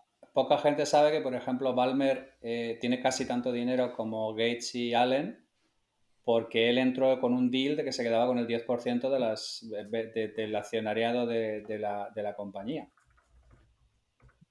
O sea, el dinero de verdad es cuando eres capaz de conseguir entrar en el equity o en algún tipo de revenue share en una compañía que chuta de verdad. Ese es el dinero de verdad.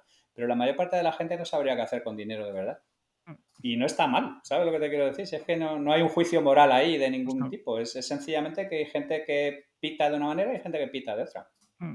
Y que durante el camino te motivan cosas distintas. Yo reconozco que a mí me motiva mucho el juego del equity en el sentido de, tío, es como un más adrenalina. O sea, te la estás jugando continuamente al todo o nada. Entonces, si te mola, lo vas a disfrutar y vas a tener una motivación interna tuya para conseguir que funcione. Pero a lo mejor te motiva tener tu sueldo de puta madre y no preocuparte más. Yo en todas las compañías en las que entramos, nuestro objetivo es entrar en el equity. O sea, nosotros lo que nos gusta darle la vuelta, localizar compañías que están underperforming, darles la vuelta y entrar en el equity o entrar en algún mecanismo de revenue share o cosas por el estilo. La mayor parte de la gente no entiende que seamos capaces de comernos la travesía del desierto, de lo que dice Corti, de un montón de tiempo en una compañía que dices, pero bueno, pero claro, es que el dinero de verdad, la gente del private equity sí lo sabe. O sea, el dinero no está en la comisión de gestión del fondo. El dinero está en el kickback de las acciones cuando tú has sido capaz de realmente vender una compañía. Ese es el dinero, de verdad. Pero hay gente que no le mueve el dinero y está bien y no hay ningún problema. Y en parte puede que todo esto se deba también a esa, lo que tú dices, ¿no? Esa baja cultura financiera, porque es como, toma un paquete de acciones.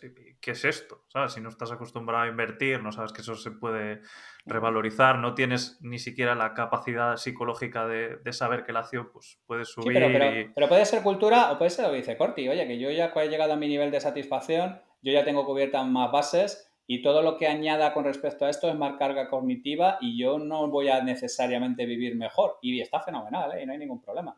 Pero sí, vamos, ya te digo yo que el 80% de las startups donde yo he trabajado, donde se ha repartido stock options, la gente no tiene ni puta idea de que era aquel legajo de papel que les daba la compañía.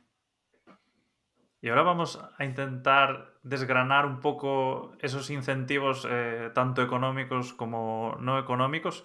En lo económico no solo hay sueldo y acciones, ¿no? También puede haber comisiones, como habéis dicho, puede haber bonus. ¿Y de qué más formas podemos incentivar económicamente a un empleado?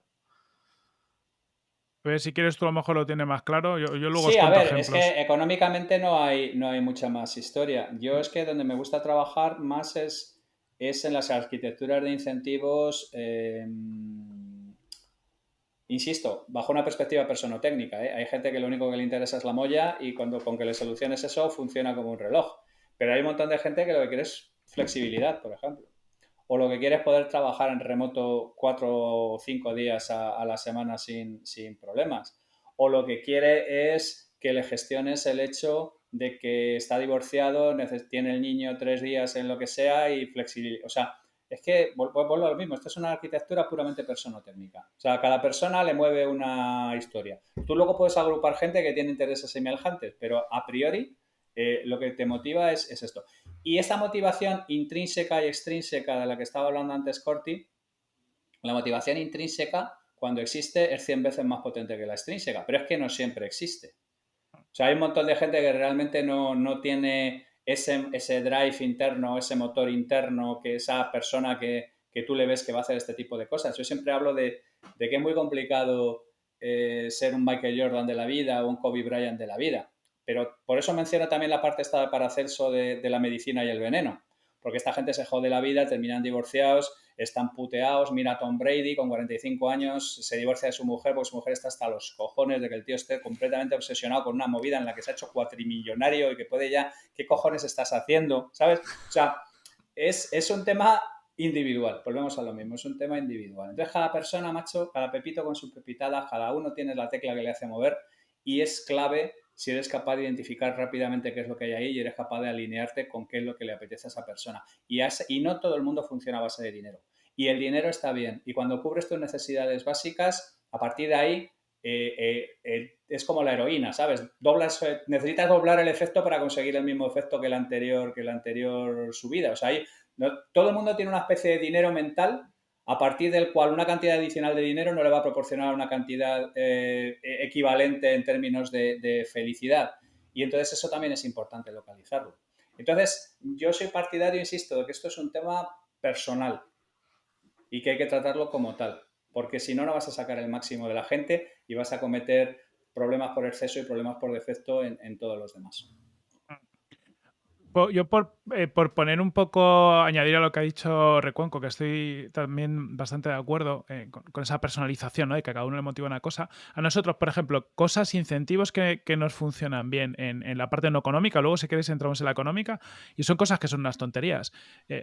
Por ejemplo, dar días adicionales de vacaciones. Volvemos a lo mismo, ¿no? Nosotros intentamos no competir en grandes sueldos, que al final somos una consultora, cobramos en el fondo horas hombre de otra forma, pero lo podemos disfrazar de lo que sea, pero cobramos horas hombre. Y si me meto a competir en sueldos con startups que han levantado chorrocientos millones el año pasado, pues tengo las de perder, porque claro, yo no puedo llegar a un cliente y decir, no, es que este tío le voy a pagar 150.000 euros porque viene de Google. Me va a decir, pues no te los voy a pagar. ¿Qué hacemos? Buscamos otra serie de cosas en las que compensamos. Somos remotos, que viene lo mismo, ¿no? Habrá gente que le encaje o gente que no, pero al final pues nos encaja con un sector de la población y que nos encajan perfiles. Somos flexibles, en el sentido, oye, pues puedes entrar y salir a la que te da la gana, trabajamos por objetivos, trabajas con objetivos para el cliente o para la empresa, damos más días de vacaciones, oye, el día de tu cumpleaños lo tienes libre. Parece una chorrada, a la gente le flipa el día de su cumpleaños estarse tocándose la vaina por ahí. 24, o sea, los días 24 y 31, que por lo general nadie hace nada, pero hacen como que trabajan, los damos de vacaciones. Y esa tontería, por ejemplo, funciona muy bien en el equipo. Les incentiva mucho. Hace que hoy es un sitio distinto y donde oye, tengo más espacio. Porque al final, con gente senior, que es la que solemos contratar en la mayoría de las ocasiones, gente que tiene familia y valora mucho el tener un tiempo con su familia. Y cosas de este tipo. En lo económico, ahí, pues un poco lo decía Recuenco, yo creo que tienes que hacer esa arquitectura de cómo alineo cosas. Yo conozco, por ejemplo, algunas consultoras que me han dicho que lo que hacen, tiene un incentivo que es a final de año de todo el beneficio de la empresa, cogemos un porcentaje, 20%, y lo repartimos en el equipo. Ahí estás montando un incentivo donde alineas a toda tu empresa a generar más beneficio de la empresa. Eso es una opción. Los bonus, por ejemplo, muchas veces pueden ser individuales o en grupo, en función de cómo te lo definas. Oye, pues vas a promover un comportamiento individual, ¿no? Que alguien consiga sus objetivos a nivel comercial, sus objetivos de un departamento, o vas a hacer que todo el mundo se mueva de forma unívoca. Pero el que elijas un bonus individual o colectivo también genera otra serie de fricciones, pues que a veces en un grupo se levante la mano cuando alguien no curra suficiente o no se levante en función del incentivo. Cuando es individual, muy seguramente nadie quiera levantar la mano porque, oye, me da igual, pero si es de grupo sí que se va a levantar la mano y decir, oye, este cabrón no está currando y yo estoy consiguiendo el incentivo por él. Este tipo de cosas yo creo que es lo que habla seguramente Recuenco cuando habla de esa arquitectura, ¿no? De, oye, qué comportamientos quiero promover y conseguir, qué objetivos quiero promover y conseguir, y en función de eso, pues vas a ir alineando. Doy stock, doy pasta sobre un porcentaje de beneficio o una cantidad fija que hemos preacordado, esa cantidad, qué porcentaje es del sueldo total, porque claro, si te cobras 100.000 y te voy a dar un bonus de 1.000 pavos, ya te, pues lo que te dije antes, pues no tengo ningún incentivo, chaval, o sea, o me das 20.000 o 30.000 o es una cantidad significante o no estoy motivado. Y esos son el tipo de cuestiones en los que te tienes que fijar. Y de todos los incentivos que hemos tocado, tanto económicos como no económicos, ¿el sueldo sigue siendo el incentivo más importante? Yo creo que es un mínimo higiénico y que a partir de ahí, a partir de que ese mínimo higiénico está cubierto, los demás juegan un papel bastante más fuerte. Y es también pensar que es el más comparable, eso sí. O sea, por desgracia al final, por ejemplo, os decía días de vacaciones, esto es como un para arriba, pero si alguien a mí me pide 80.000 no le puedo dar 40.000 porque le doy 3 días de vacaciones más. Entonces es un poco, al final te van a llegar con una comparación de mercado y tienes que estar cerquita como poco de ahí. Recuerda esto de las 3 bolas, ¿vale? O sea, quieren ser tratados individualmente, pero al mismo tienen que tener la sensación de que en el conjunto están siendo tratados de manera justa.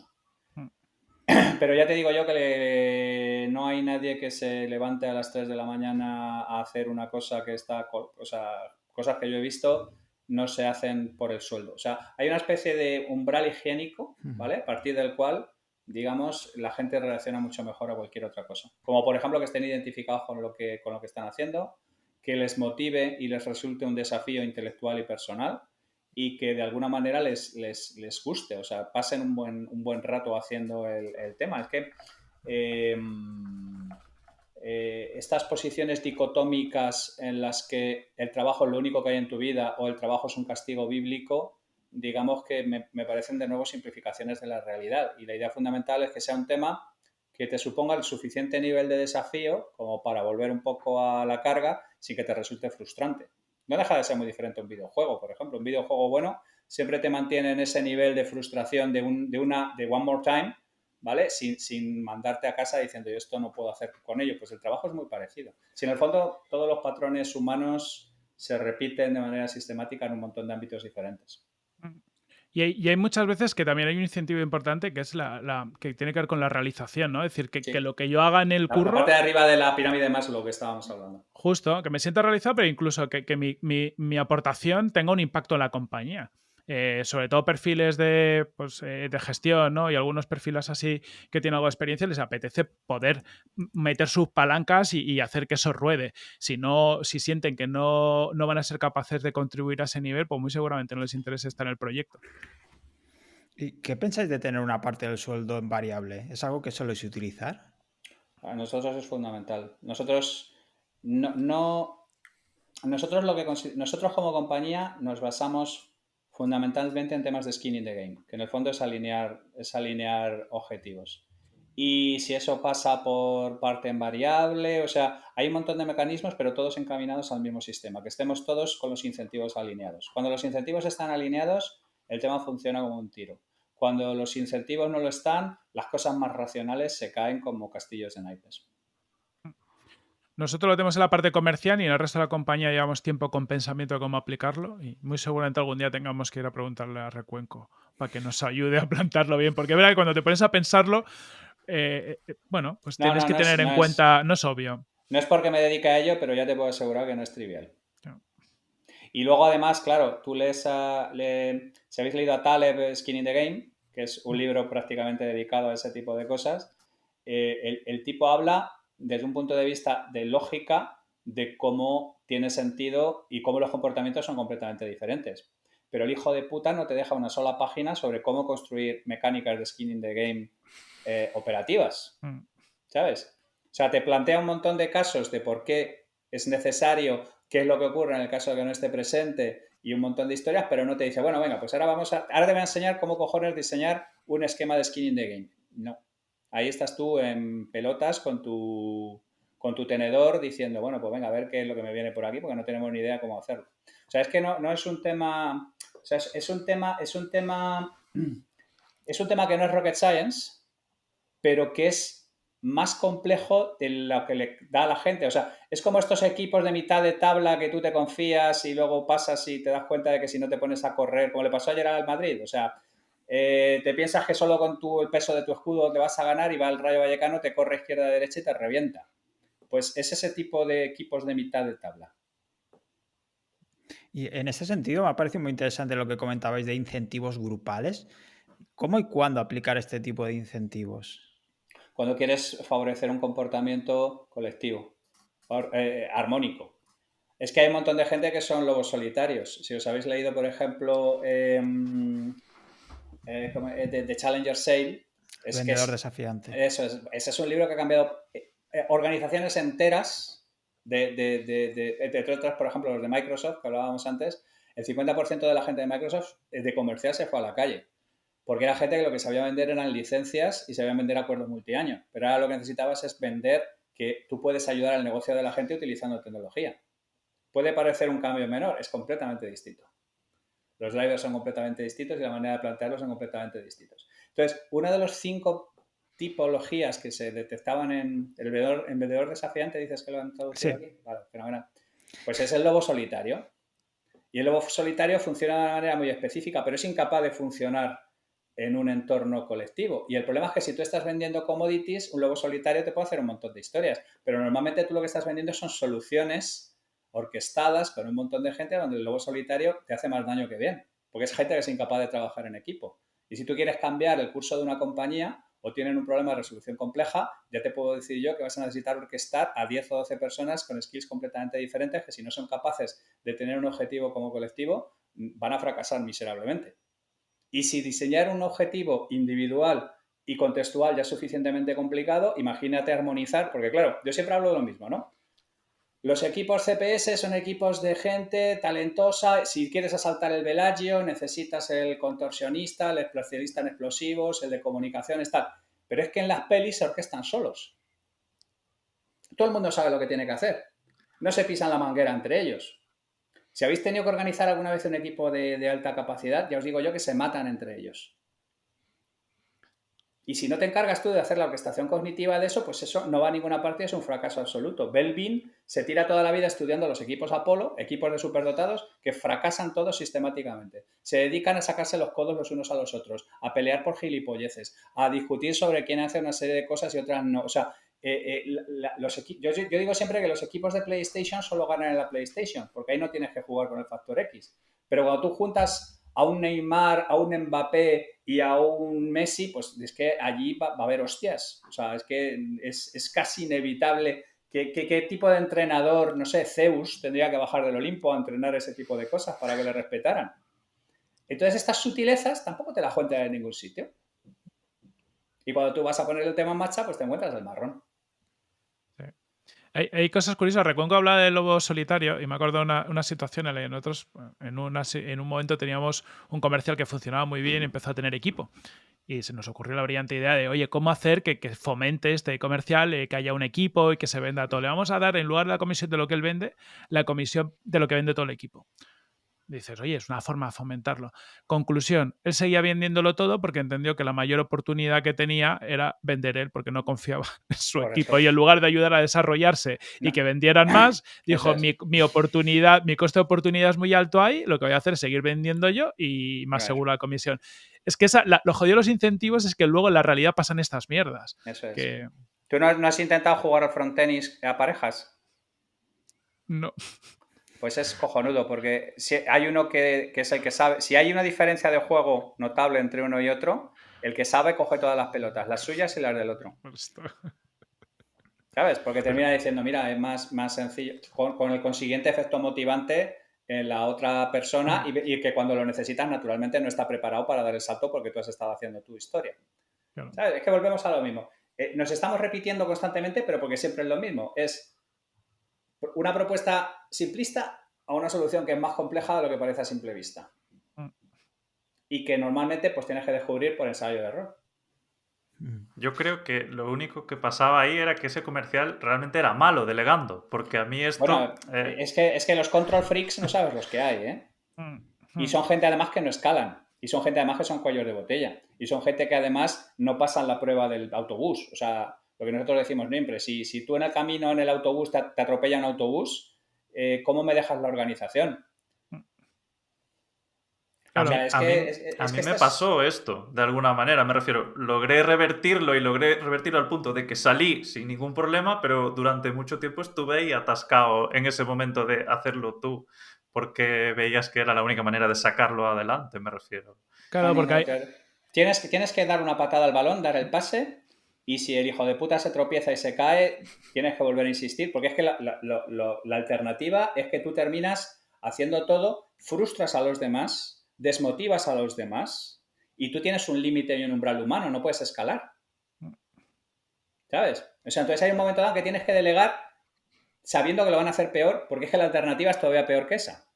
Sí, sí, tal cual, tal cual. Es dar el paso, cuando di el paso a delegar y saber que iban a pasar cosas mal y dejar que pasasen y dejar que Ya está, fuese, fue ya está. cuando empezó a fluir la Permítele a la cosa, sí. gente equivocarse, que es permitirle a la gente aprender. Claro. Lo que pasa es que ahí chocan el incentivo a corto versus el incentivo a largo. Tú a largo tienes el incentivo de, oye, si el equipo funciona, va a funcionar mejor a largo, pero a corto voy a perder.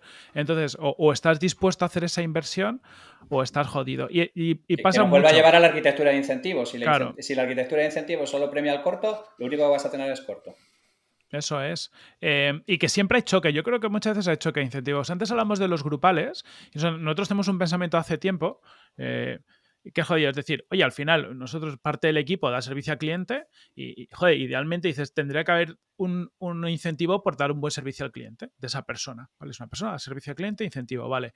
Pero luego a nivel grupal también tenemos objetivos de rentabilidad, porque si tú solo incentivas dar servicio al cliente, una cosa que hemos aprendido es que al final se van a meter más recursos y va a pedir ayuda interna y va a tirar de recursos para el máximo servicio, o sea, el mejor servicio al cliente, pero no voy a controlar la rentabilidad de ese proyecto. Y si ese proyecto palma pasta, bueno, a mí me está premiando porque el proyecto salga adelante, no hay más. Entonces, sí que hay otro posible incentivo que tiene que ver con la rentabilidad y eso es un uno grupal porque al final entran muchas partes.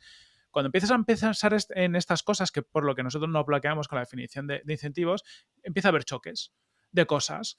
Y esa es la parte muy jodida, que por lo general no es un incentivo directo. Pues como decía antes, Nunca. recuerdo que lo decía muy bien, los incentivos directos no funcionan, son incentivos complejos que interaccionan unos con otros, que se ven en el medio a largo plazo y que es muy complicado entender el resultado. Mira, es terrible. O sea, a ver, ni puedo mencionar clientes ni puedo mencionar situaciones porque son sitios complicados.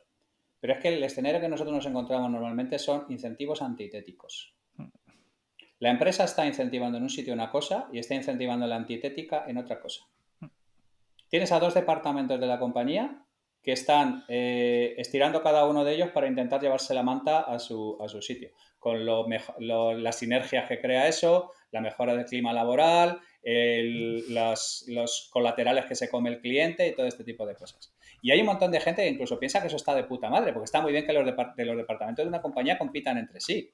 Digo, claro que sí, campeón. Tú vete a intentar asaltar el Velayo y vete y que el contorsionista se haya follado a la mujer del de comunicaciones, que ya te digo yo, lo bien que va a salir todo y lo de puta madre que el otro va a ocuparse de salvarle cuando tenga necesidad del asunto. Pero es que este tipo de chorradas yo me las encuentro constantemente.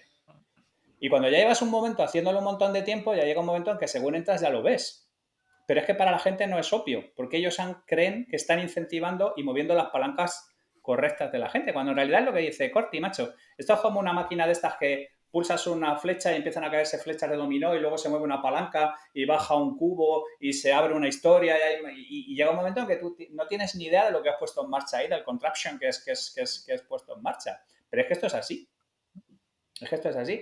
Y como no se piensa en este tipo de cosas, tú cuando ya has establecido el incentivo ya piensas que has solucionado el problema, cuando muchas veces lo que has hecho es profundizar en el asunto. Clásico, clásico, clásico, marketing y comercial matándose entre ellos.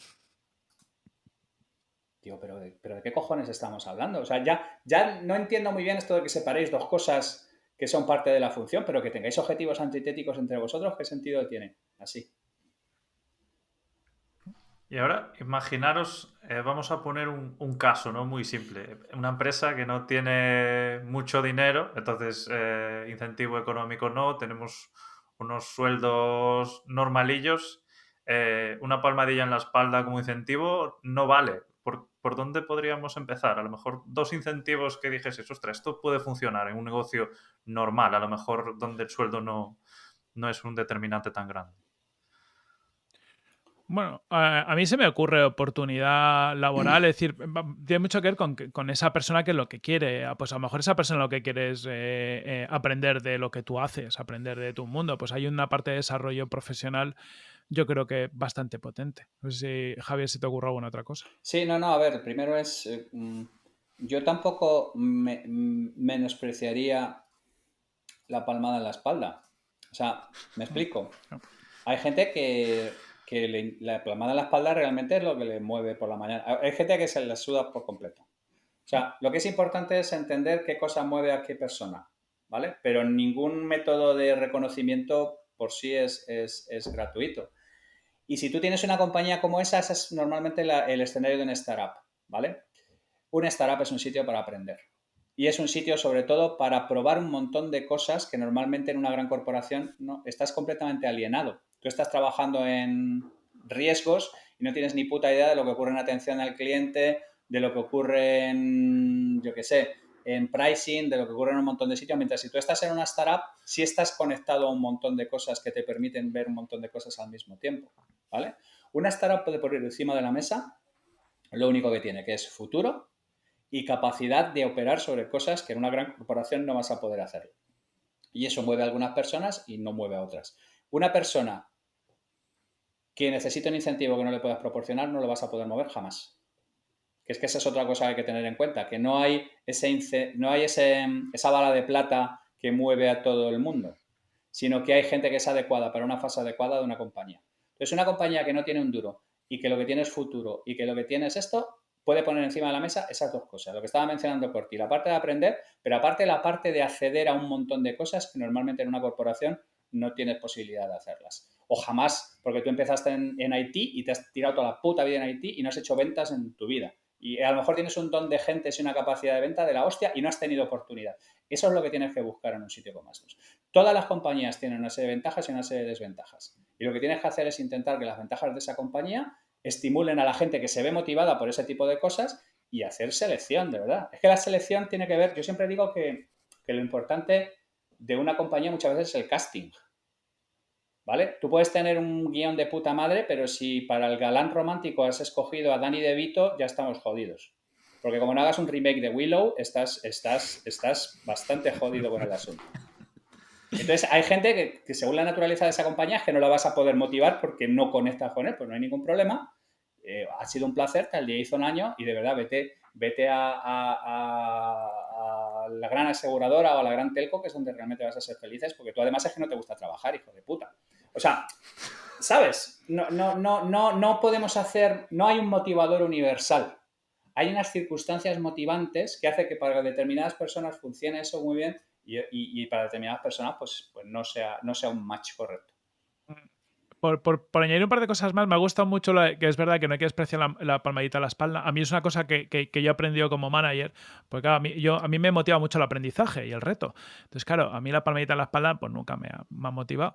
Pues he descubierto que tengo personas en el equipo que lo único que necesitan es que de vez en cuando les diga, tío, de puta madre. Y a mí se me olvida, yo me lo agendo. Oye, revisar lo que... Parece una tontería, pero yo soy un tío muy pensando siempre en lo siguiente y, oye, en resolver el problema. Y como eso me motiva, pienso que todo el mundo... No, tío, es que hay gente que necesita que le digas, tío, de puta madre. A motivar se aprende. Y el primer aprendizaje es lo que te motiva a ti, no tiene por qué motivar a nadie más que a ti. Eso es. Y cuesta verlo. Y te es cuando empiezas a descubrir que a cada uno le motiva una serie de cosas. Cuando empiezas una compañía, y algo que me flipó en su día, o sea, ahora en Product Hackers lo hemos vivido, pero me resulta más obvio, pero ya lo había vivido, pero en Brainsys cuando creamos hace 12 años, a los 2-3 años nos empezó a acercar chavalines que nos habían visto en no sé dónde y que le molaría currar con nosotros. Y una cosa que aprendes es, tío, a veces que la gente le gusta formar parte de algo que es distinto. De donde, o más grande que ellos. Claro, y esa formar parte de esa familia, el estar... entonces, no despreciemos, bueno, si estuviera por aquí Antune, ¿no? La parte narrativa de cómo cuento mi historia, cómo involucro a la gente, estamos construyendo algo grande, distinto. Pero esto muchas startups van contra el status quo, estas cosas, que es un poco de mística, también hace que la gente quiera venir a vivir una experiencia, sobre todo cuando eres joven, a lo mejor, ¿no? Yo creo que hay dos escenarios. Cuando eres joven, porque vas a vivir un desarrollo profesional fuerte y es algo un poco como contra el sistema y vamos a hacer cosas distintas, pero también alguien muy senior. Yo justo he entrevistado para mi podcast a una persona que venía de un mundo corporate y decía, tío, es que yo estaba hasta la polla más o menos ya de ahí y me apetecía meterme en una startup, pero por empezar de cero, a mí, ya después de todo lo que he vivido, casi como para demostrarme a mí mismo que soy capaz de empezar algo casi de cero. Hay muchas formas de motivar a la gente, sobre todo si somos capaces de entender, ¿no? De lo que les gusta. ¿Creéis que el trabajo remoto ha cambiado las prioridades en cuanto a los incentivos? No sé si exactamente así o es al revés. O sea, me explico. Hay un montón de gente que ha demostrado que puede ejercer su labor de manera remota y que esa flexibilidad le gusta. Y eso ha eliminado un montón de necesidades de coordinación, por un lado, de manera aparente, pero por otro lado también estás desgajando un poco el efecto colateral de cohesión de equipos que se produce cuando tú juntas un montón de gente. Entonces yo creo que todavía no tenemos suficiente información para saber si la mejora en la productividad y en la flexibilidad compensa la pérdida de cohesión. Y la mayor parte de la gente que conozco que tiene una opinión muy fuerte en un sentido o en otro es porque tiene algún tipo de interés espúreo o en uno o en otro, ¿vale? O es alguien que vive de vender software remoto y entonces dice que cada uno a su casa y a correr, o es gente que vive de vender oficinas y dice que hay un montón de información sobre la pérdida de eficiencia en... Yo creo que todavía no tenemos suficientes datos post pandemia como para saber realmente si uno de los factores es más significativo que el otro. Yo creo que para mí el remoto a lo mejor es que tengo interés, ¿eh? Porque yo lo compro totalmente. Es decir, pierdes mucha parte importante de lo que tienes en una oficina, de ese contacto y demás. Pero creo que habilita a mucha gente pues a tener más tiempo para sus familias y vivir en otro sitio. Parece una gilipollez. Desde que pasó la pandemia, yo vivo en Alicante, a la playa. A mí el incentivo de todas las mañanas darme un paseo a la playa, que es subnormal porque no me meto en el agua, o sea, solo la veo, voy por el paseo, o sea, me refiero, pero a mí eso me motiva mucho más que muchísimas otras cosas y he cambiado el irme una hora en moto, que la última etapa de la oficina me compré una moto, que odio las motos y lo pasaba mal yendo a la oficina, pero es que era la única forma de llegar, a vivir, empezar el día pues andando al lado del mar. Y hay mucha gente en nuestro equipo que lo valora mucho y lo que he hecho recuerdo, hay mucha gente que ahora con la pandemia ha descubierto que esto es posible. Como poco va a haber un segmento de la población que no quiere volver a la vida anterior. Y eso hay que tenerlo en cuenta. También te digo una cosa, que va a haber mucha gente que quiere vivir en una oficina. Yo, de hecho, he intentado fichar gente para mi equipo de marketing, una persona muy crack, y me dijo, tío, no, es que yo quiero, más o menos joven, pero con experiencia, dice, yo es que ahora mismo quiero vivir una experiencia en una oficina con gente y quiero vivir eso. Creo que lo mismo, volvemos a esa personalización en función de tu momento vital, de tus intereses o tal, te va a interesar una cosa u otra. No sé si el trabajo remoto complica un poco el hecho de motivar a las personas Sí. o conocer esos incentivos, ¿no? Conocer las teclas que hay que apretar. Mira, yo nuestra experiencia sí, y ahora Reconco seguramente te lo puedo decir de forma más basada en datos, pero a nosotros lo que nos pasa es que pierdes el contacto con la gente, no lo pierdes, tienes que forzar que ocurra. Es decir, ya no te tomas un café random con alguien al salir del curro, entonces tienes que hacer programar oye tío, vamos a...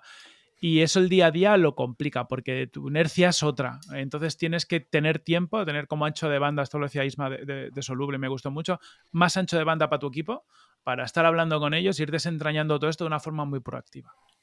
Porque además el tema es que tú puedes tener las reuniones de Teams que quieras, pero una reunión online no te baja las defensas, como un café al lado de la máquina y este tipo de cosas. Y hay un montón de gente que tiene una piel, hay un montón de gente que es muy transparente y es muy extrovertida y lo ves claramente, pero hay un montón de gente que tiene una piel muy dura, sobre todo en las áreas técnicas y cosas por el estilo. Yo he sido CTO mucho tiempo y sé que hay un montón de gente que es dura de penetrar, por decir de alguna manera. Entonces, por eso te estaba diciendo yo que yo ahora mismo todavía no sabría decirte, porque me compro toda la parte remota perfectamente, pero entiendo también que el factor X es crítico a la hora de tener un equipo funcionando al máximo rendimiento, y un escenario en el que se pueden dar estos encuentros random facilita mucho el trabajo liminal y facilita mucho un montón de cosas que son intangibles, que como no están en ningún sitio, ni están en las hojas de cálculo, ni aparecen en ninguna parte. Entonces yo creo que es un tema también caso por caso. Y antes habéis comentado el tema de que los comerciales normalmente funcionan por comisión. ¿Crees que es la mejor fórmula o hay otras fórmulas que pueden funcionar bien? Abierto tuyo porque yo no sé otra. Y Sí. así aprendo. A ver, el problema es que la función crea el órgano, ¿vale? Entonces, como históricamente este ha sido normalmente el mecanismo de incentivar los comerciales, pues normalmente la gente que tiene interés en trabajar en áreas comerciales son gente que por las razones que sea le interesa poner la carne en el asador y la molla y el riesgo y este tipo de cosas. Yo, después de conocer todos los frameworks de modificación de comportamiento, yo estoy absolutamente convencido de que se podrían hacer comerciales que no dependieran de estímulo económico. Pero no tendrían que ser gente que lleva 20 años de comercial, ¿sabes? Sino gente que fuera su primer trabajo de comercial. Yo creo que tú podrías traer a gente que traes a alguien para trabajar en comercial y que le haces una escaleta de incentivos mezcla económicos con mezcla no económicos y podría funcionar perfectamente. Pero si tú tienes a alguien que lleva 20 años de comercial, esta gente está tan acostumbrada a la heroína que todo lo que no sea pura tailandesa ni se entera.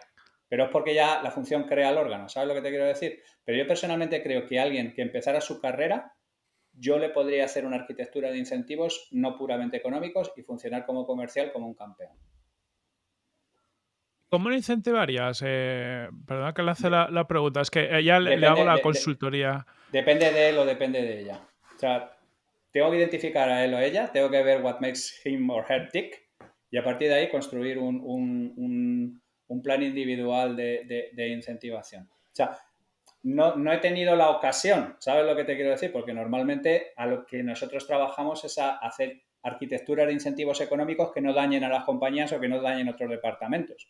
Pero claro, nosotros estamos trabajando con comerciales con unos colmillos ya de un montón de tiempo. Pero como ejercicio teórico, yo estoy seguro que con todo lo que sé sobre modificación comportamental, podría coger a alguien que entrara en la función comercial y diseñarle algo que no fuera estrictamente económico. Necesitamos ese libro ya, Javier. Sí. Tío, y yo necesito días de 40 horas. Que a veces el gobierno se pone a ello y nos lo da de una puta vez. Sí, después de la ley de la segunda oportunidad. Eso es, la ley de la segunda oportunidad y la ley del día de 40 horas. Además, El pueblo lo está demandando. Estás escribiendo varios libros ahora, creo, ¿no? Sí, efectivamente, 2 para 3, posiblemente 4. Así que, en fin, no sé ni... Estoy mal de la cabeza, sí, soy consciente. Y por acabar con el tema de los comerciales, una cosa también hay que tener en cuenta es no caer en esa trampa de las cobras, ¿no? Como decía en el ejemplo de Corti antes, el hecho de que estás incentivando lo que no te interesa como empresa. Sí. Sí, pero llevamos hablando sobre el mismo tema Sí. durante 1 hora y media. O sea, análisis simplista de la situación, propuesta simplista de solución, backfire, cagada completa, reformulación. O sea, esto es el clásico de... Pues vuelvo a lo mismo, es que los incentivos son eso, un equipo de mitad de tabla que tú piensas que te lo vas a ganar con el peso del escudo y que te sacan del campo a pelotazos. Si me dejáis, me gustaría hacer una pregunta a Recuenco. Es un pensamiento que me pulula en la cabeza, pero no sé si él tiene otra visión. Yo tengo la sensación de que cualquier incentivo en el corto o medio plazo puede ser bueno, pero en el largo plazo siempre peta. ¿Tú conoces o has creado arquitecturas de incentivos que sobrevivan al tiempo? No. Es que el incentivo es software. Es como, ¿tú has escrito algún software que hayas mantenido siempre en la versión 1.0 para toda la vida? Que es otro error clásico, vamos.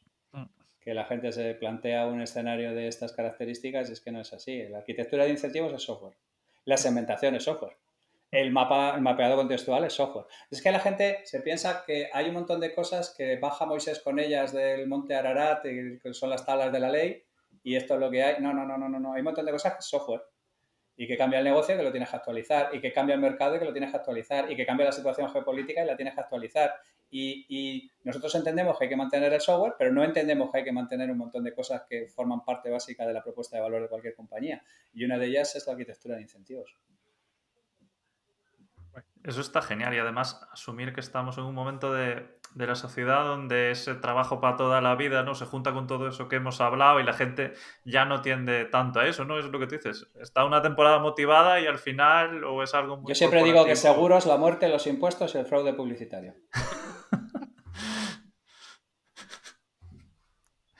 Y en todo este batiburrillo de incentivar a todo tu equipo, ¿cómo te mantienes tú incentivado? Es decir, ¿es solo algo de conocerte a ti o qué técnicas tenéis vosotros para manteneros vosotros también incentivados, ¿no? Para sacar todo eso adelante? Hombre, yo siguiendo la taxonomía de Corti, yo es que tengo una motivación intrínseca muy potente y no...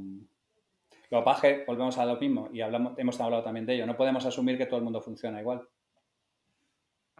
Pero vamos, a mí con darme un desafío y yo ya estoy como un gato con un ovillo para el resto del día. Pero no todo el mundo funciona igual. A mí me pasa bastante parecido y aparte con cualquier cosa. Es decir, al final, o sea, que casi cualquier reto te sirve. Yo creo que hay gente que a lo mejor lo que nos gusta es resolver problemas y somos obsesivos muy seguramente con nuestra forma de atacar las cosas y nos obsesionemos con lo que estamos por delante y eso nos motiva muchísimo. Yo conozco mucha gente así, pero en el fondo somos una minoría. La gran mayoría de la gente funciona de otra forma. Y en este caso, ¿los incentivos son siempre positivos o pueden ser negativos? Es decir, restar si no cumplen objetivos. Son mucho menos potentes. O sea, quiero decir, volvemos a lo mismo. Esto es un comportamiento... todo lo que tiene que ver con la parte de behavioral, negativo, desde un punto de vista como si la gente fueran ratones y estuvieran metidos en una jaula de Skinner o algo por el estilo. Los condicionantes negativos funcionan, pero con mucho menos potencia que los condicionantes positivos. Y muchas veces yo creo que incluso generan efectos negativos, adversos. Porque al final a la gente que le quiten lo que tiene no le toca mucho las pelotas. ¿Vale? Y voy a poner un ejemplo bastante absurdo que no tiene tanto que ver. Yo esto lo he visto mucho en el mundo que generación de contenidos.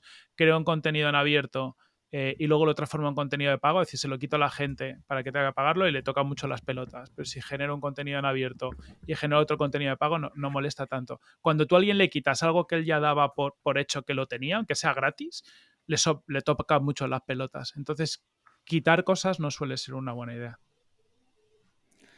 Pues chicos, yo me quedaría, y creo que Carlos también, hablando durante un rato más sobre este tema, porque además tenemos muchas dudas y preguntas, pero como ya nos vamos a ir casi a las 2 horas, si os parece lo vamos a dejar aquí por el momento. Y para cerrar, no sé si tenéis algunas recomendaciones finales, ya sé que habéis dado muchos consejos en general, pero para profundizar en este tema sobre incentivos o la gestión de equipos, más que nada. Lo que llevo diciendo todo el rato, tomaos en serio los incentivos y no os confiéis con los equipos de mitad de tabla. Yo Cuidado con el rayo.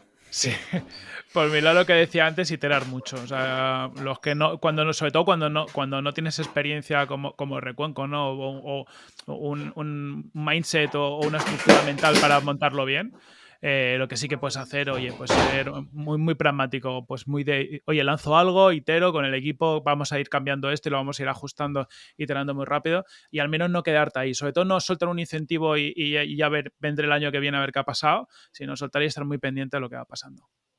Vale, muchas gracias. Yo, Javier, esperaba que recomendaras algún libro, pero ya he visto que nos quedamos con las ganas. Eso es, hago una lista, no os preocupéis, o tenemos otra charla. No, a ver, disculpadme, que es que yo me estaría aquí hasta mañana por la mañana, pero yo creo que la chapa también, volvemos a la medicina y la dosis y este tipo de cosas. Vale, pero vamos, podríamos hablar de este tema bastante. Me gustaría hablar, por ejemplo, de libros relacionados con incentivos. Y muchos clásicos y muchos que no conocen ni Dios y que yo personalmente considero que son críticos a la hora de entender cómo funcionamos para hacer incentivos. Vale, genial. Pues oye, si nos puedes pasar alguno que lo ponemos en las notas del episodio, pues encantados. Contad con ello. Perfecto, pues ya para acabar, chicos, ¿dónde os pueden encontrar? Si quieren buscar más información sobre vosotros, os quieren contactar, hacer alguna preguntilla. Yo soy muy fácil de localizar en todas partes y ya le he quitado a Eugenio Recuenco la presencia en Google, así que ya en Twitter, en 1000 sitios, LinkedIn, donde queráis. Lo mismo por mi lado. Twitter, LinkedIn, que busquen José Carlos Cortizo y por ahí estaré dando la brasa. Pues muchísimas gracias, Corti, muchísimas gracias, Javier, y muchísimas gracias a los que están por allí aguantándonos hasta ahora. Recordad que podéis encontrar toda la información y las notas en la web, podcastnegrodelemprendedor.com, y podéis seguirnos en YouTube, Spotify, Apple Podcast, en todas las plataformas de podcast. Y bueno, podéis suscribir y dar las 5 estrellas y al me gusta, que es gratis también. Y por cierto, si tenéis alguna duda o pregunta o sugerencia para próximos episodios, pues somos todo oídos. Así que muchísimas gracias. Y nada, Hasta pues luego. muchas gracias a todos, muchas gracias Carlos y Corti y a Javier, que vaya muy Bueno, te bien. digo placer, gracias por traernos. Muchas gracias, abrazón.